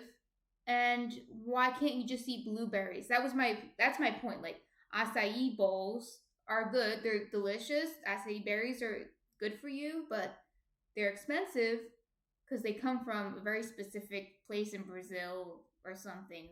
They're more expensive than if you could just get blueberries, which are just as good for you. It's like that. For a while, kale was a superfood. Kale is so good for you, and it's actually not that expensive. So there's no issue there.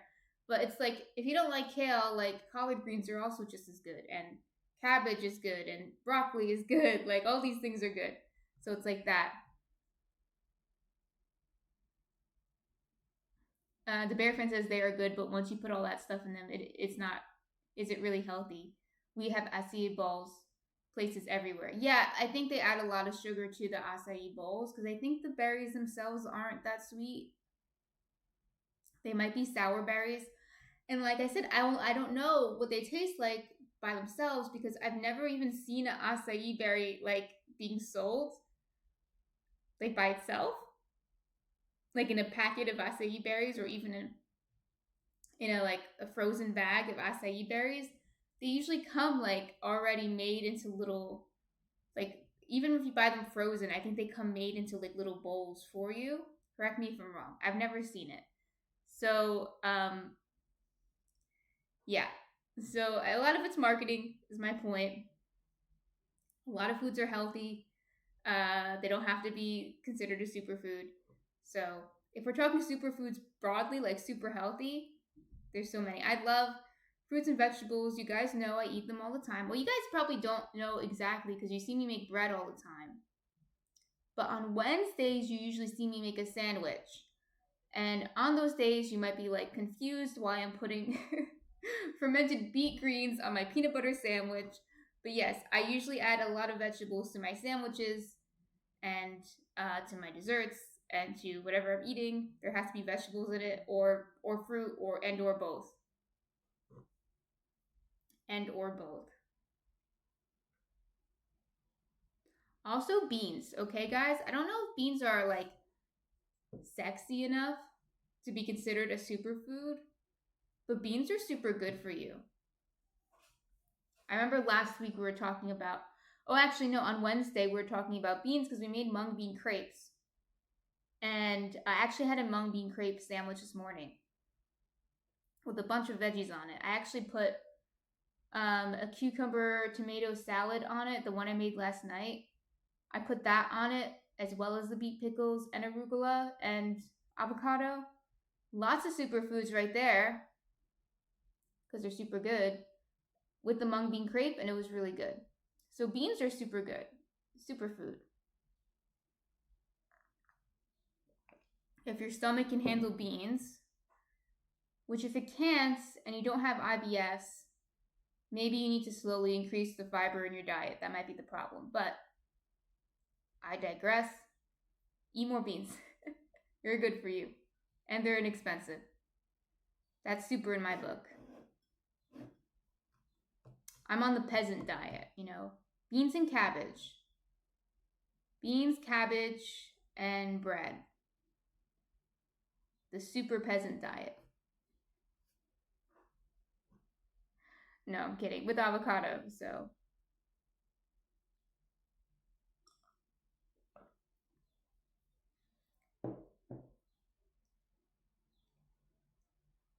The bear fan says, I'm sleeping on the couch if that becomes my wife's diet.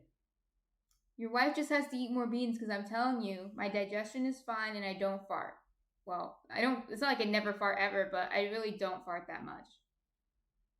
Maybe TMI. If you're used to it, your digestion is good, it's fine. Beans and cabbage.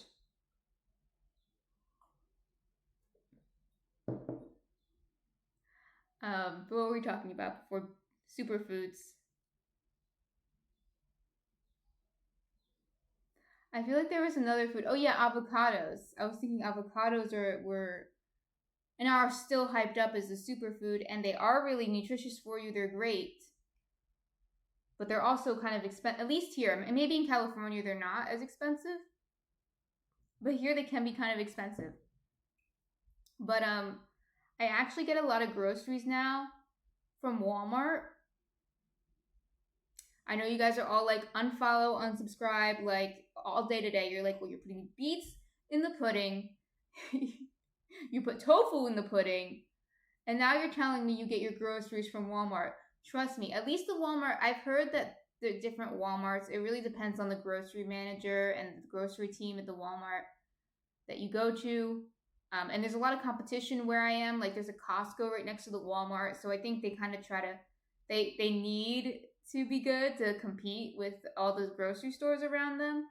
But the groceries at Walmart are actually pretty cheap and pretty good. I haven't had any problems. And if there is a problem, they give me my money back right away. Yeah, the Bear Fan says some places here are $2.50 per avocado. And that's how it is here to Bear Fan. It's $2.50 per avocado. That would be a good price here. But I forgot how much it was. The price. Oh, I have my phone. Maybe. Yeah, it's right here. I can check. I'll check when I'm done talking about it. The price was really good for the avocados. I got avocados from there a few weeks ago, and they're still on sale. But there's always sales. The produce is good. If there's a problem, they give me my money back right away. They don't give me any problems. And I'm just saying, like, whenever someone, I know not everyone has the same grocery stores that I have by me, but when people complain that vegetables are expensive, and no, you don't have to get avocados, but there are other veggies, right, that are pretty cheap. And I'm always like, not that expensive. So let me see. Let me see how much it was. Our grocery bill is like, for 2 people, it's like, I should do a grocery haul for you guys. For 2 people, it's usually about $50 a week, and that's including lots of fruits and vegetables.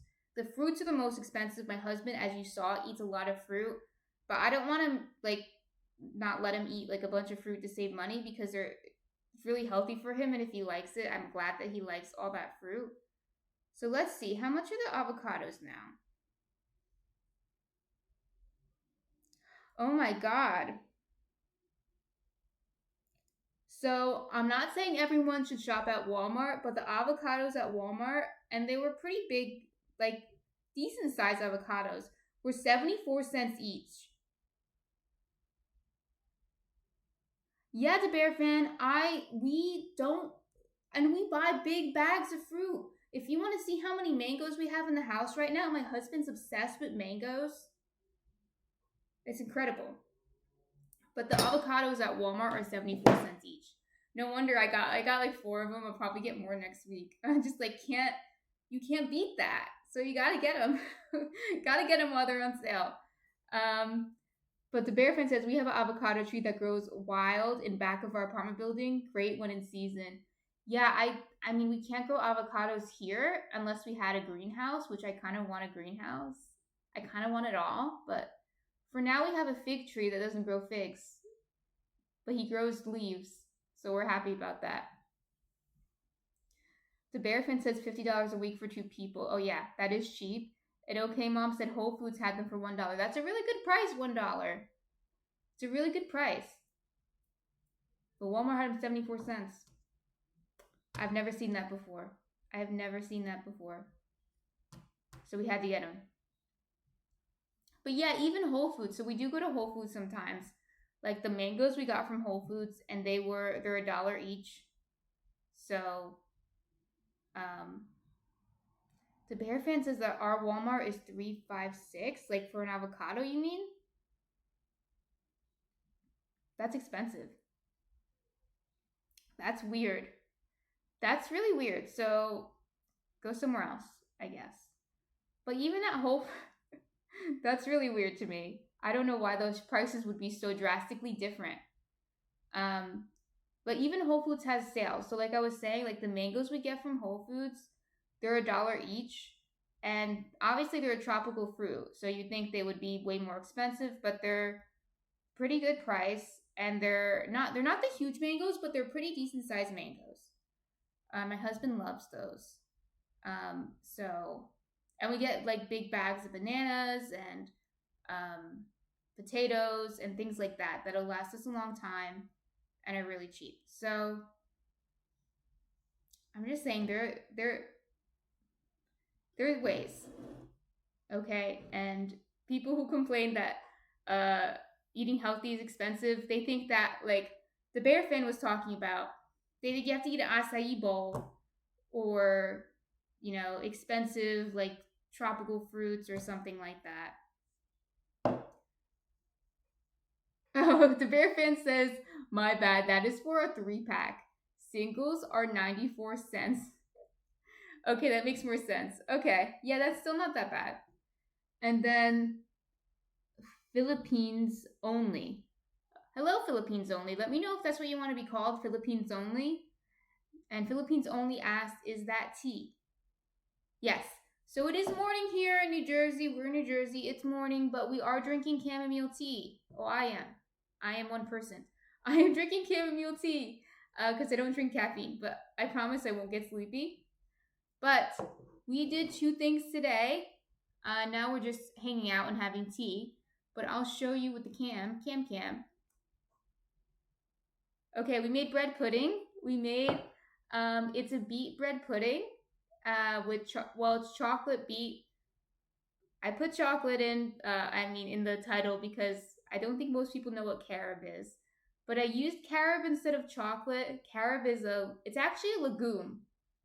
But it's a common chocolate substitute that has no caffeine. And I don't drink or eat caffeine. That's why I use carob. But you can use chocolate if you want to recreate it. But we made chocolate beet bread pudding. And I just had a piece. And it's delicious. It tastes like a brownie, I swear.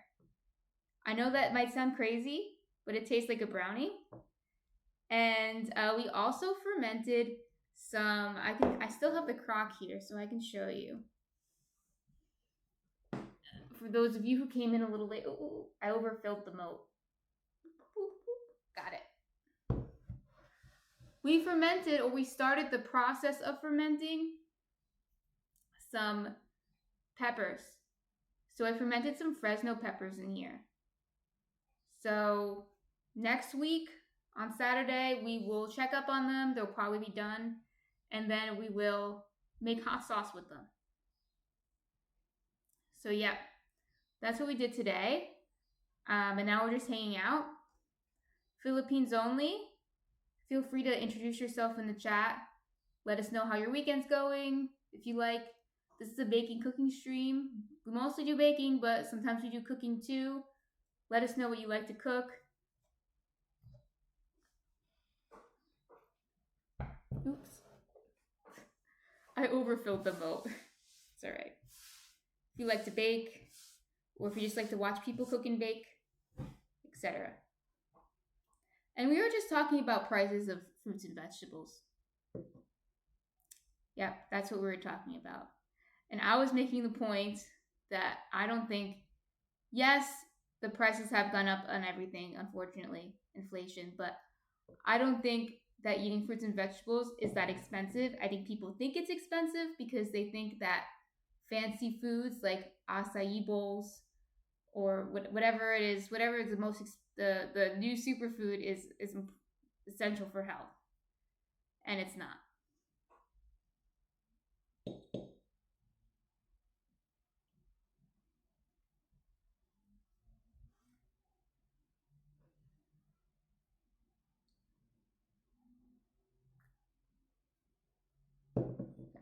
Oh yeah, and look at these cups.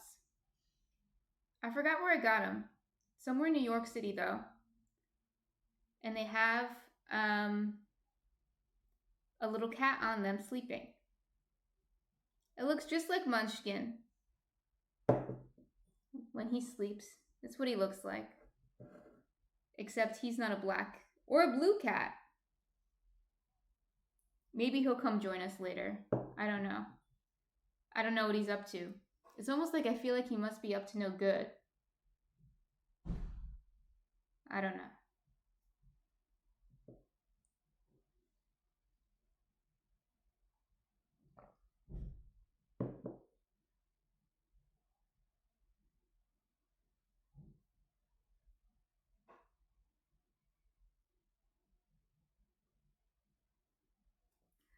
Something I can show you guys later. I'll clean up a little. Well, I guess I just have to wipe this down a little and just move my food. Thank you to Bear Fan for welcoming Philippines only. But my parsley is growing. I actually have probably too much of it growing, so that's good. I'll have I'll have to kill some of them probably. Some of them might die on their own. So I have the little sprouts coming up from the seeds. And I told you all before, but some of you are new or probably weren't here on that day. I have a little garden in my living room, which is where I am now. So the garden is on the other side of, oh, you can't see it, but I can show you. I showed you parsley before. I have 2 parsley plants that are big. The Bear Fan says, I want to slowly replace my succulent garden with veggies and spices. That would be really cool. I mean, I like succulents, but yeah, you can't, well, I guess some of them you can eat. Some of them grow pears and fruits that you can eat, but for the most part, yeah, you can't really eat them. So with veggies and spices would be cool. But I do have a little garden. It's very small. Okay, I have a fig tree. I have scallions, which are crazy. My scallions are nuts. I have 2 parsleys and I have peppers. Now, I'm growing more parsley, which you might think is weird because I have 2 parsley. But we eat a lot of parsley, so I usually end up buying it, even though I have 2 of them. So if I have more, I figured I wouldn't buy it. We'll see. And I mean, there's other herbs that I like. Like I love mint. And I always try to grow mint. And everyone else says, oh, it's so easy to grow mint. And they're probably right. I'm probably doing something wrong. But my mints always get fungus. And last year, my mint got a fungus. And it gave all my other plants fungus, including my fig tree. And I was really worried about the fig tree. So this year, I'm not growing mints. I'm going to, because I want to save my fig tree. So my fig tree just stopped growing last year, and I thought maybe I had killed it. But I didn't. Because as soon as it got nicer out this year, it started growing again. So I probably just went into hibernation early last year. I can clean up a little bit and show you. I just need to move my food stuff because I don't want my food to get. So the Bear Fan, good question. Yeah, so the root fungus would be caused by overwatering it. I understand that. I have done that before to Bear Fan. Okay. But this was actually a leaf fungus that it got, and I think because I bought it from like a nursery. I bought it from the farmer's market, really, already planted and growing. And I think it had a fungus when I got it. It was the powdery mildew fungus, the bear fan. If you've ever seen that one, it had that one, which is hard to spot, but it's like it looks like little white dots on the leaves. It looks like powdery mildew. It looks like mold almost, but it's, well, I guess a fungus is mold. Is a fungus mold? It was a fungus. Mint rust. Yeah, I think, yeah, the bear fences people call that mint rust. Yeah, it was like that. Um so but it's contagious, right? And so that always happens. Okay. But you're right, the bear fan. When the first year I was gardening, I was overwatering the mints, and it got a root fungus, which is really bad and also really contagious, and basically will kill the plants. But it was a leaf fungus, which is not as bad as a root fungus, but still pretty bad. So it spread to the fig tree, and then my fig tree stopped growing, and I was worried that I killed it. But luckily, it wasn't dead. All the leaves that got the fungus fell off, which is why I thought it was dead. But I was very patient with it, and it grew back this year. So I'm moving everything over.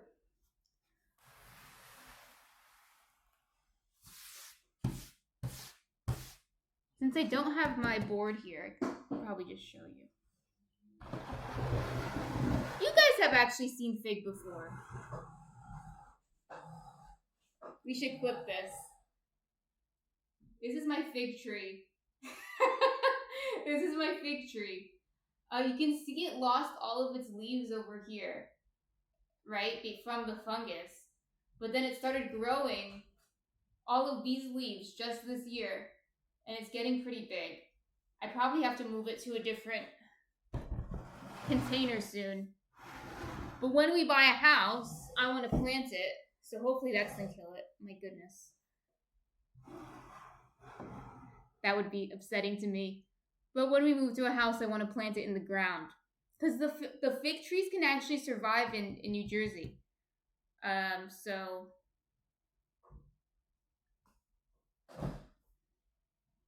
yeah, that's my fig tree. And I love my fig tree, so I didn't want anything to happen to it. So I'm just going to grow some parsley. Because I never have an issue with my parsley. My parsley never gets a fungus. It's always very resilient, like even if it gets bugs. And I've been growing parsley for like 4 years. And even if my parsley gets bugs, it never dies. It never really gets sick. I mean, I guess knock on wood, but it's like so like resilience.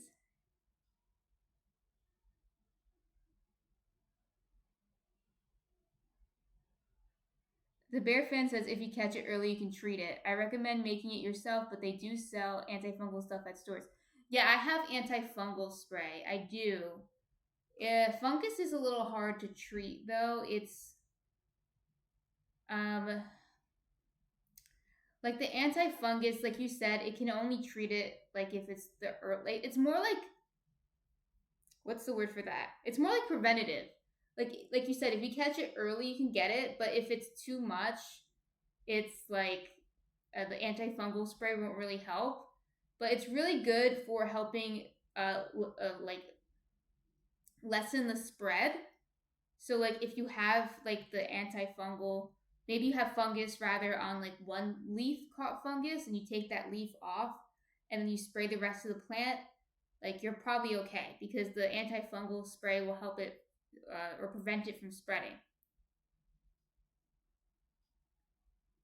The bear fan says, but a simple water, baking soda, and teaspoon of detergent in a spray bottle works. I've never tried that before. But I do have antifungal like treatment that I do use. I have this new one that is antifungal and an insecticide all in one, and I've been using that periodically, like once a week. because I also get what are these spider mites. I get spider mites. Those aren't that bad, but they do like eat the leaves. But you can see them because they're called spider mites because they weave webs in between the leaves. So it looks like there's a spider web on your plant, but it's not a spider web, it's a spider mite. So if you see that, it's not good for your plants. But for the most part, they won't kill the plant unless they eat all the leaves and then the plant has no more leaves. I guess then it would die, but I haven't had it kill a plant yet. Yet. But I have had them on my plants for a while. Hi, Grandpa Blues. Thanks for sticking around. I know you're busy, and that's okay. But thank you for sticking around. And whenever you're free, feel free to join the conversation. But thank you for coming as always. But yeah, and then I have the parsley, which I can show you the little guys.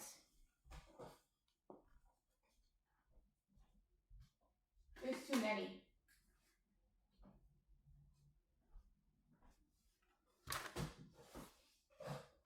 Probably only keep 2 or 3 of these. So whichever ones are the strongest. But I planted too many because they usually don't all what's it called, sprout. But this time a lot of them sprouted. But yeah, I'll keep the strongest ones, 2 or 3 of these guys, and plant them in a bigger pot. But yeah, I planted these. I don't remember when I planted these. See, this is why I'm a bad gardener. Maybe a week ago, 2 weeks ago, maybe. And they're so cute. Little parsleys. But yeah, I've had good, like I said, I've had good results with planting parsley from scratch. From seed, I should say. I guess I don't know what from scratch would be, but from seed. So I just said, I'm going to do that this year. I'm going to plant some parsley. It's easy to take care of. I can grow it myself from seed. And they don't usually get a fungus. I've never had a problem with them getting a fungus. And so that's what I'm keeping it easy this year. But when we get,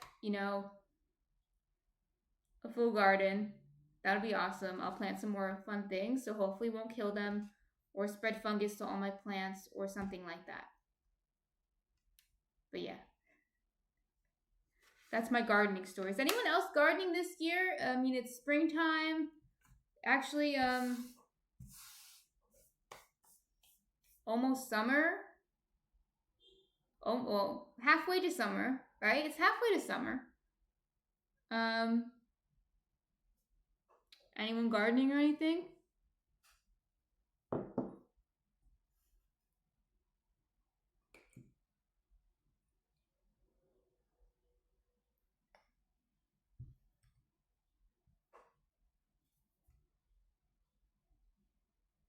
There's a lot of things you can do, like from herbs. If you buy herbs from the store, like I have scallions, and I got those from buying scallions from the store and just planting the bulbs back into the dirt.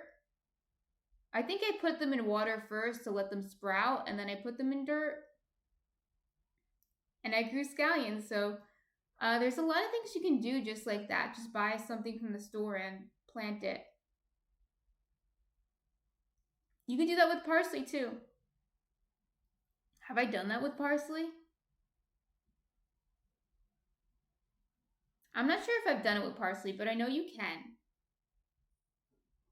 Growing it from seed now, but I think you can just do it, use cuttings and plant parsley that way.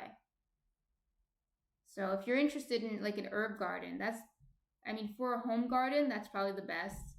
Like home indoor garden, herb garden is probably the way to go, and you can do it that way. You can do it all from store-bought herbs.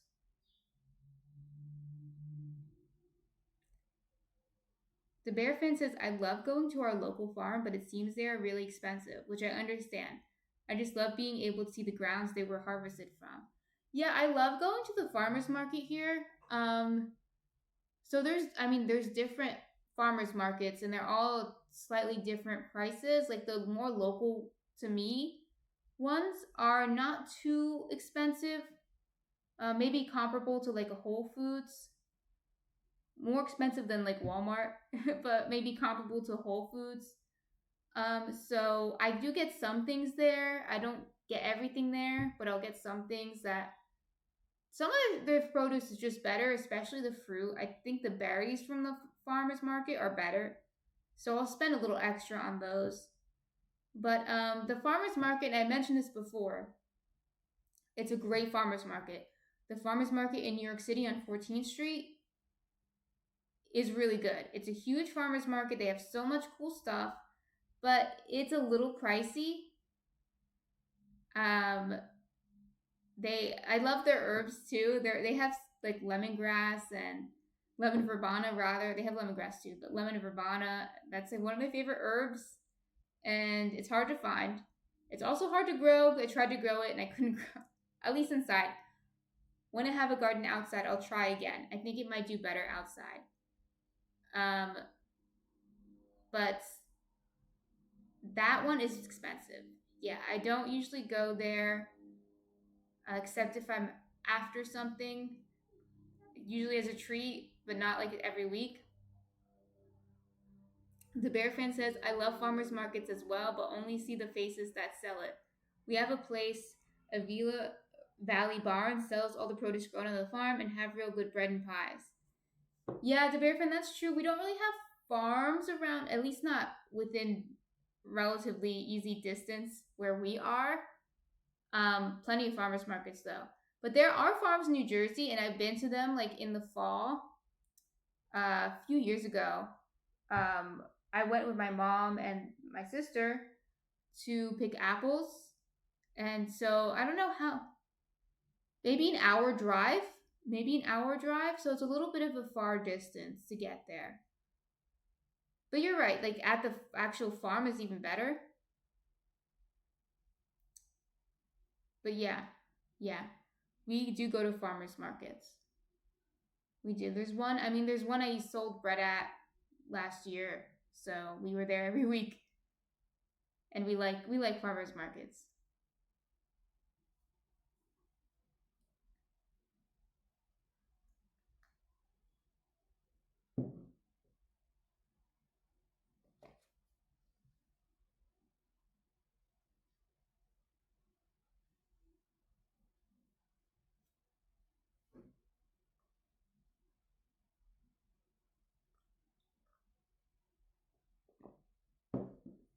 That's probably what I'm most excited for in the summer. I like the berries. They just taste so different than the ones you get at the store. So, that's the thing. I usually only get the stuff there that either it's the same price as the store, then of course I'm gonna try to get it there. But if it's more expensive, it has to be better, right? And New Jersey blueberries are better than the store bought blueberries. Those are better. The cranberries are better, but they're the same price. The cranberries at the farmer's market are, I think, less expensive than the ones at the store. But yeah, the cranberries are better, and the peaches are probably better. I'm not a big peach person. So I don't know. But the peaches are probably better at the farmer's market. Something about, I don't know, something about the texture, I think, of the peaches. The Bearfin says we have such a great land around here. Hundreds of wineries and farms. We have a You Pick It Berry farm, and that is amazing. Yeah. Yeah, berries I'm a little picky about. You pick. I'm a little more picky about because it's like they're expensive. Whether or not you get them from the farmer's market, they're so expensive even at the store. And then you get them and they're like moldy the next day. You know what I mean? This has happened to you, I'm sure. Or they're just not ripe, like the strawberries. Sometimes you get strawberries from the store and they're not ripe. And they don't like ripe. They're not like, I don't know, like the mangoes, for example. The mangoes or the bananas, they'll ripen. They'll ripen on your counter. Berries don't like ripen on your counter. It's not. They're not. If they're not ripe, they're not gonna ripen more. So that's why I'm picky about the berries. And the ones at the farmers market are better. Yeah, we have. I mean, we have a lot of farms in New Jersey. Just it's. I'm sure you know the Bear Fan. I'm sure. I mean, you've been here. I think you've at least driven through it. Um, New Jersey is a weird place. It's like a small state, but there's a lot going on in it. It's the area that I'm in is very densely urban. It's part of the greater New York City area. Like the greater New York City area is pretty big. Um, but since a lot of people probably commute here from here to New York City, I'd call this definitely the greater New York City area. We're actually very close to Staten Island, as you probably know. So, because of that, there's not like a lot of farm land here in this area. But in New Jersey, there are a lot of farms. You just have to go a little bit west or south to get there. The Bearfin says the You Pick farm is so much cheaper than the stores. That's good. And you get to choose each one. That is fun. It seems like at the store it looks great, but the next day at home they go overripe or bad. Yeah, that's exactly. It's hard getting them from the store, especially because, like I said, they're expensive. Even at the store, even if you get conventional, that's something I'll agree with. Like people who are saying eating healthy is expensive. I don't think eating healthy is expensive. There are less expensive options than berries, but berries are expensive. Yeah, berries are expensive. I wouldn't rely on berries as my only fruit that I eat. I usually don't even eat berries. I have frozen berries, so I do eat them in the winter, frozen, which is a cheaper way to get them, and they're usually. I've never had a problem with frozen berries. They're usually really good, because they're picked fresh and then frozen right away. I've never had an issue, but yeah, fresh berries. I don't get fresh berries except in the summer. Maybe I mean strawberries maybe starting soon, so maybe now until August, and that's otherwise I'm not buying berries. That not fresh berries. The Bear Fan says we are like the strawberry capital of the world. I didn't know that. So we buy a lot of them and freeze them. So your area in California or California in general is the strawberry capital of the world. So we do grow strawberries here, but I think New Jersey grows more blueberries and cranberries. We have a lot of blueberries and cranberries, and they're actually native to this area. So there are even wild blueberry bushes. I've seen them. A few years ago, we went to South Jersey and we were doing a little tour, and that was really great. And we did go to a preserve. It was and they had cranberries and blueberries, and they had a bunch of cultivated ones, but there were also wild blueberry bushes there, and that was really cool. Yeah, so now I know what blueberry bushes look like. And then after we went there, so we went to that preserve, and then we were driving around, and because at the preserve we saw the blueberry bushes, I was really good at spotting blueberry bushes, and I noticed a bunch of wild blueberry bushes like on the side of the road. And I'm like, oh, now I know what those look like. So yeah, so I don't think strawberries, we do grow them, but more blueberries and cranberries. We also have a lot of, we don't grow them. Like, I don't think most people cultivate them, but there's actually a bunch in, like, really close to me that grow in the park. Mulberries. And they're edible. I mean, don't take my advice. Don't blame me if you eat an unedible berry, okay? But mulberries are edible and they grow in trees. Just make sure it's a mulberry before you eat it, okay? And that it's not treated with something dangerous. But yeah, mulberries are good. They kind of taste like blackberries, and I think people should try to cultivate them and sell them because I think it would sell well. Just giving people business ideas, okay? I think it would sell well. It would be the next superfood.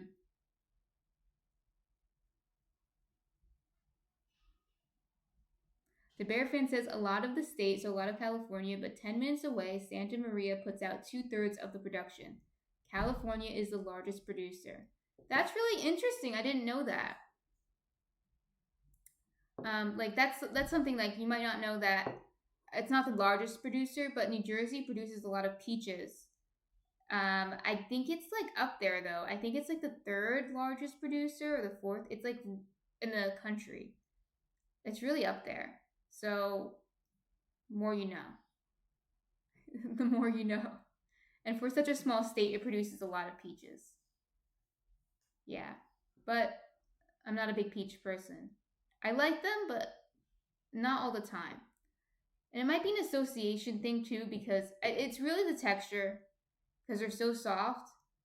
And I don't like having a lot around. And I'll tell you why.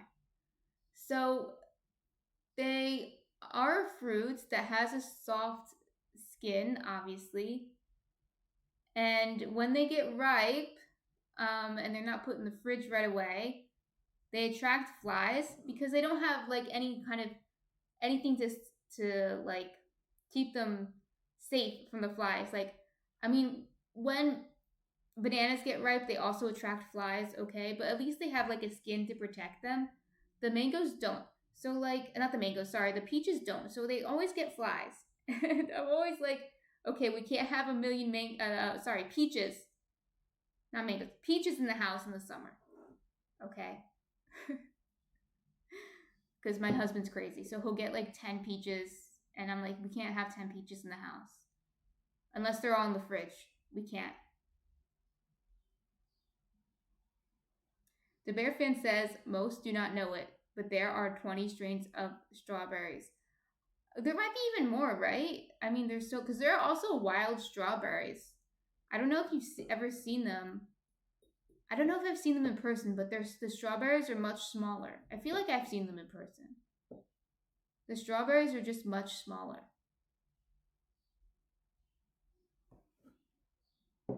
Very tiny strawberries. Okay. So tiny.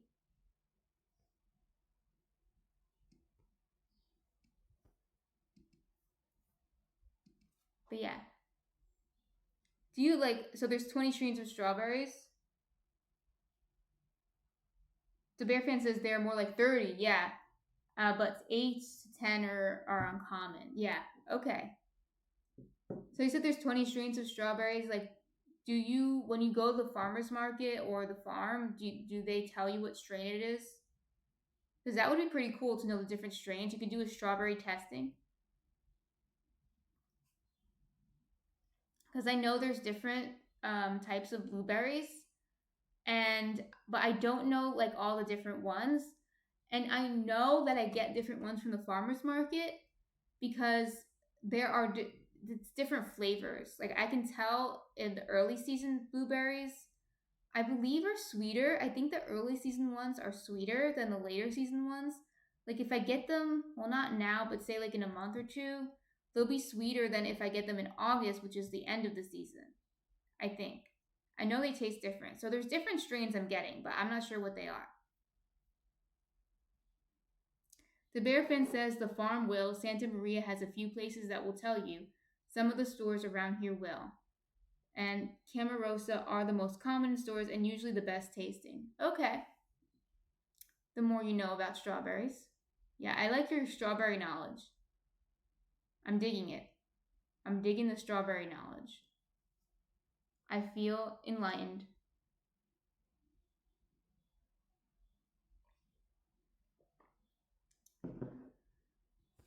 So the Bear fan, let's see. Do you know the Bear fan if anyone is streaming today?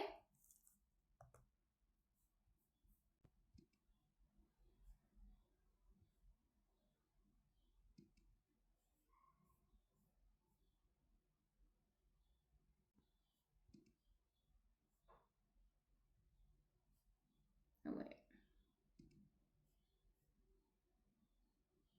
The Bear fan says, like where my son lives, he could tell you all about garlic. Where does he live? Where's the garlic capital? Is it New York? I feel like New York State grows a lot of garlic.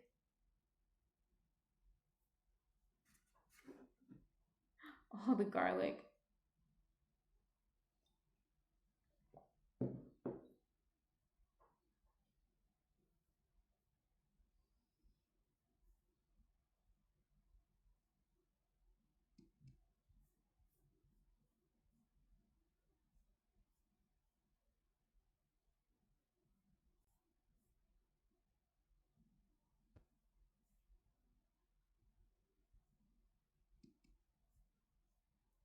I'm assuming this talking about garlic. He's saying Rudder Run, Texas Shula are the only ones I know what they are.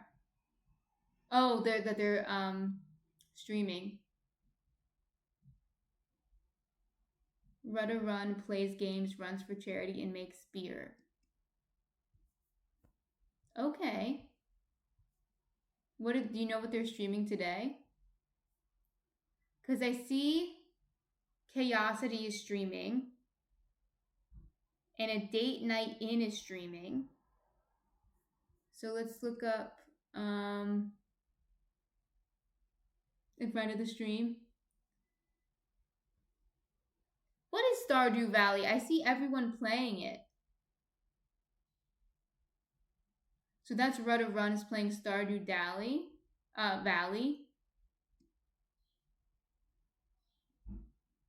What's Texas Shula doing? He's making bowls out of wood. You know what? What's his name? Is his name Texas Hula?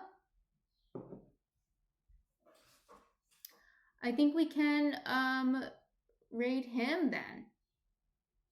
I think that's a good one. To raid someone making bowls out of wood. I feel like that is on brand. A little, not exactly, but I like that. I like that DUI stuff. I think it would match more than the video games. Let's see. I got a custom t-shirt. Oh wow, it's got a lot of people watching him. We can still raid him. But the Bear Fan, you run into crowds where people already have a lot of viewers. So what do you think, the Bear Fan? Should we do he made 100 wants for charity. Should we do Texas Hula? I'm gonna say is it Texas Shula or Texas Hula? Should we do Texas Hula, or should we do the other option? I would say is a date night in. She does cooking.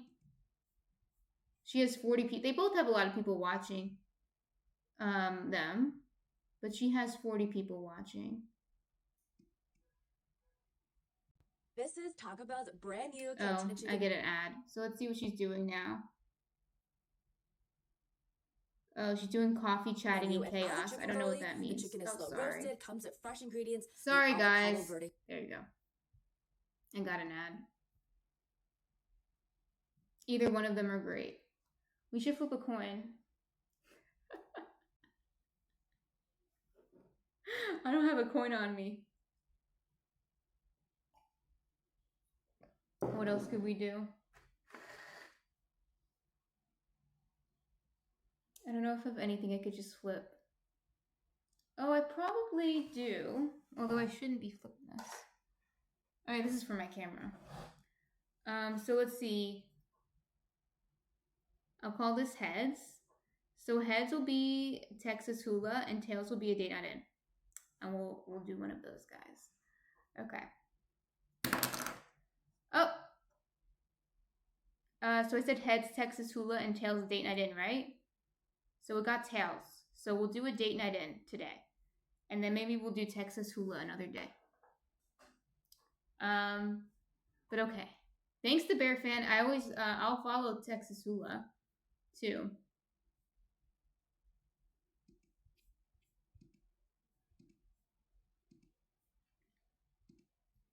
I'll follow him.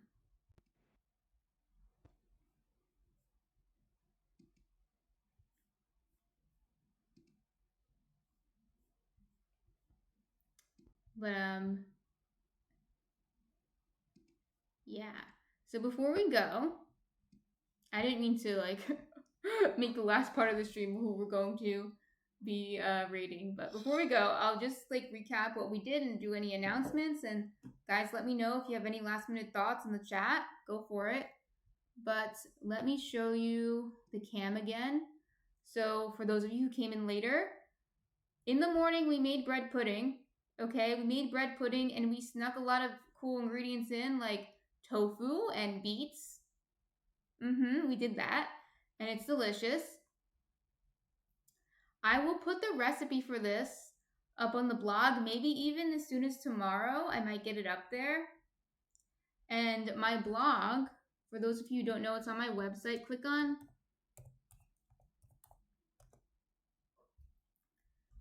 my website's in the chat at jerseygirlbreadshop.com. It's also my Twitch page, my main Twitch page.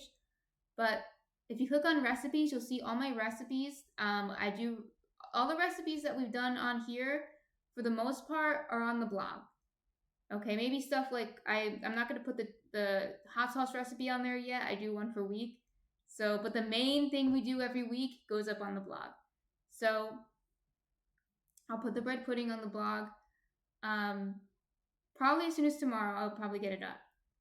And I'll post pictures and everything on my Instagram. I post on my YouTube as well, and also on my Discord. And my Discord, though, I'm going to put all my socials in right now into the chat. But my Discord is for everyone, for all of you guys. If you guys want to share what you've been cooking, what you've been baking, it's mostly geared towards baking, but there are sections in there for if you cook as well. Feel free to join and share stuff on there. There are people already, it's fairly new still, but there are people on there who are sharing things already. So it's lots of fun. And I share what we bake as well on there. If you guys want to keep up to date with everything, you can go on through there. So,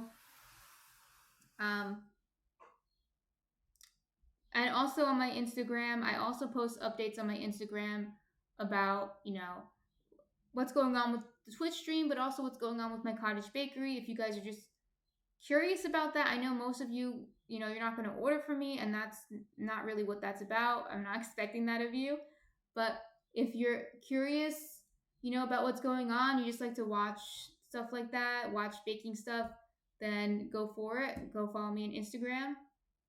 And my Pinterest is also linked here. My Pinterest is just for my recipes. So if you're interested in the recipes, go follow me on Pinterest, because I pin my recipes all the time. So thank you guys for coming. We also made, before we leave, I also made we started fermenting chilies. And next week on Saturday, we are going to make hot sauce.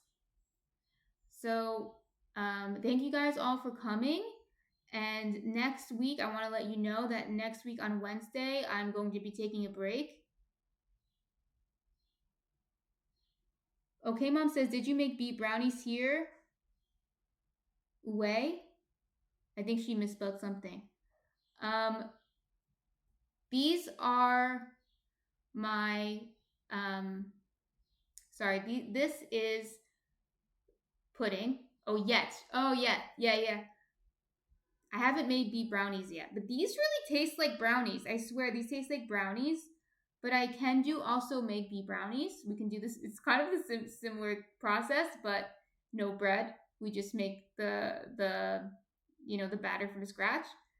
So, but I can make beet brownies. It's also a granola recipe. Okay, it's a super granola mom recipe. And I don't mean that it's granola, like literal granola. I mean it's crunchy granola. And if you know, you know. Okay. So, yeah, this is a beet pudding. Sorry, I got confused. This is chocolate beets bread pudding. But it does taste a little bit like brownies. I really think it does. What was I saying? Oh, yes, next Wednesday, the last Wednesday of every month, which is next Wednesday, believe it or not, I'm taking a break. So that means that on Wednesday, I won't do my midweek toast. I take that time to just, brainstorm other ideas and just try to get I get backed up with things. Like there's some videos I want to edit and things like that. That always happens. So Wednesday I take a break, but on Saturday I will be here on Saturday. I might keep it to 9 a.m. because I think that's better for you Californians. And I know a lot of my viewers for some reason are from California, so now that the sun is staying out later, I don't think we'll have a problem with it getting too late. So might keep it to 9 a.m. I'll do a test run. I always do a test run on Thursday to see how it works, how the timing works. But next week on Saturday, my plan is to make rye bread, and I mean 100% rye. So we're gonna go 100% rye. I'm going to show you how to do that. It's a different process, so I thought it would be good to do. It's so much different than what we usually do with the stretch and folds and everything. We're not even gonna do stretch and folds. We'll see next week what we do, but we're going to and the outcome is also very different. So I know there's a few rye fans that follow me, so I know you guys will be happy with the 100% rye. So next week we're gonna do 100% rye, and then while we're waiting for the rye to rise, which doesn't take too long. If I haven't made it in a while, but if I'm remembering correctly, the rye ferments faster than the other bread. So I'll do a test run, but I'm pretty sure that's just how it works. So the rye will ferment faster because rye has so many available nutrients in the flour. So while we're waiting for it to ferment, we're going to make the hot sauce, which also won't take that long. Okay, so it'll be perfect. It'll be hopefully perfect timing. So that's what we're doing next Saturday. My plan is right now 9 a.m. Eastern time next Saturday. That's what we're doing. So Wednesday, no stream, 9 a.m. Eastern. Next Saturday, we will be making 100% rye, sourdough, and fermenting chilies. Well, taking the fermented chilies and making a hot sauce. Are there any questions, feedback, last minute critiques, complaints?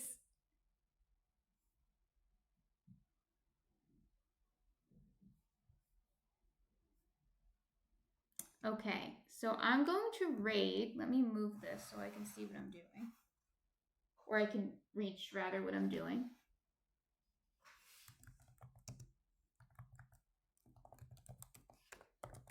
Okay, so we're going to raid today a date night in. I did follow that other person, so we might raid him another time. Okay. Thank you everyone for coming. We're going to raid a date night in 7 seconds. So I will see everyone soon. I'll see everyone in the Date Night In's channel. Okay? Bye everyone.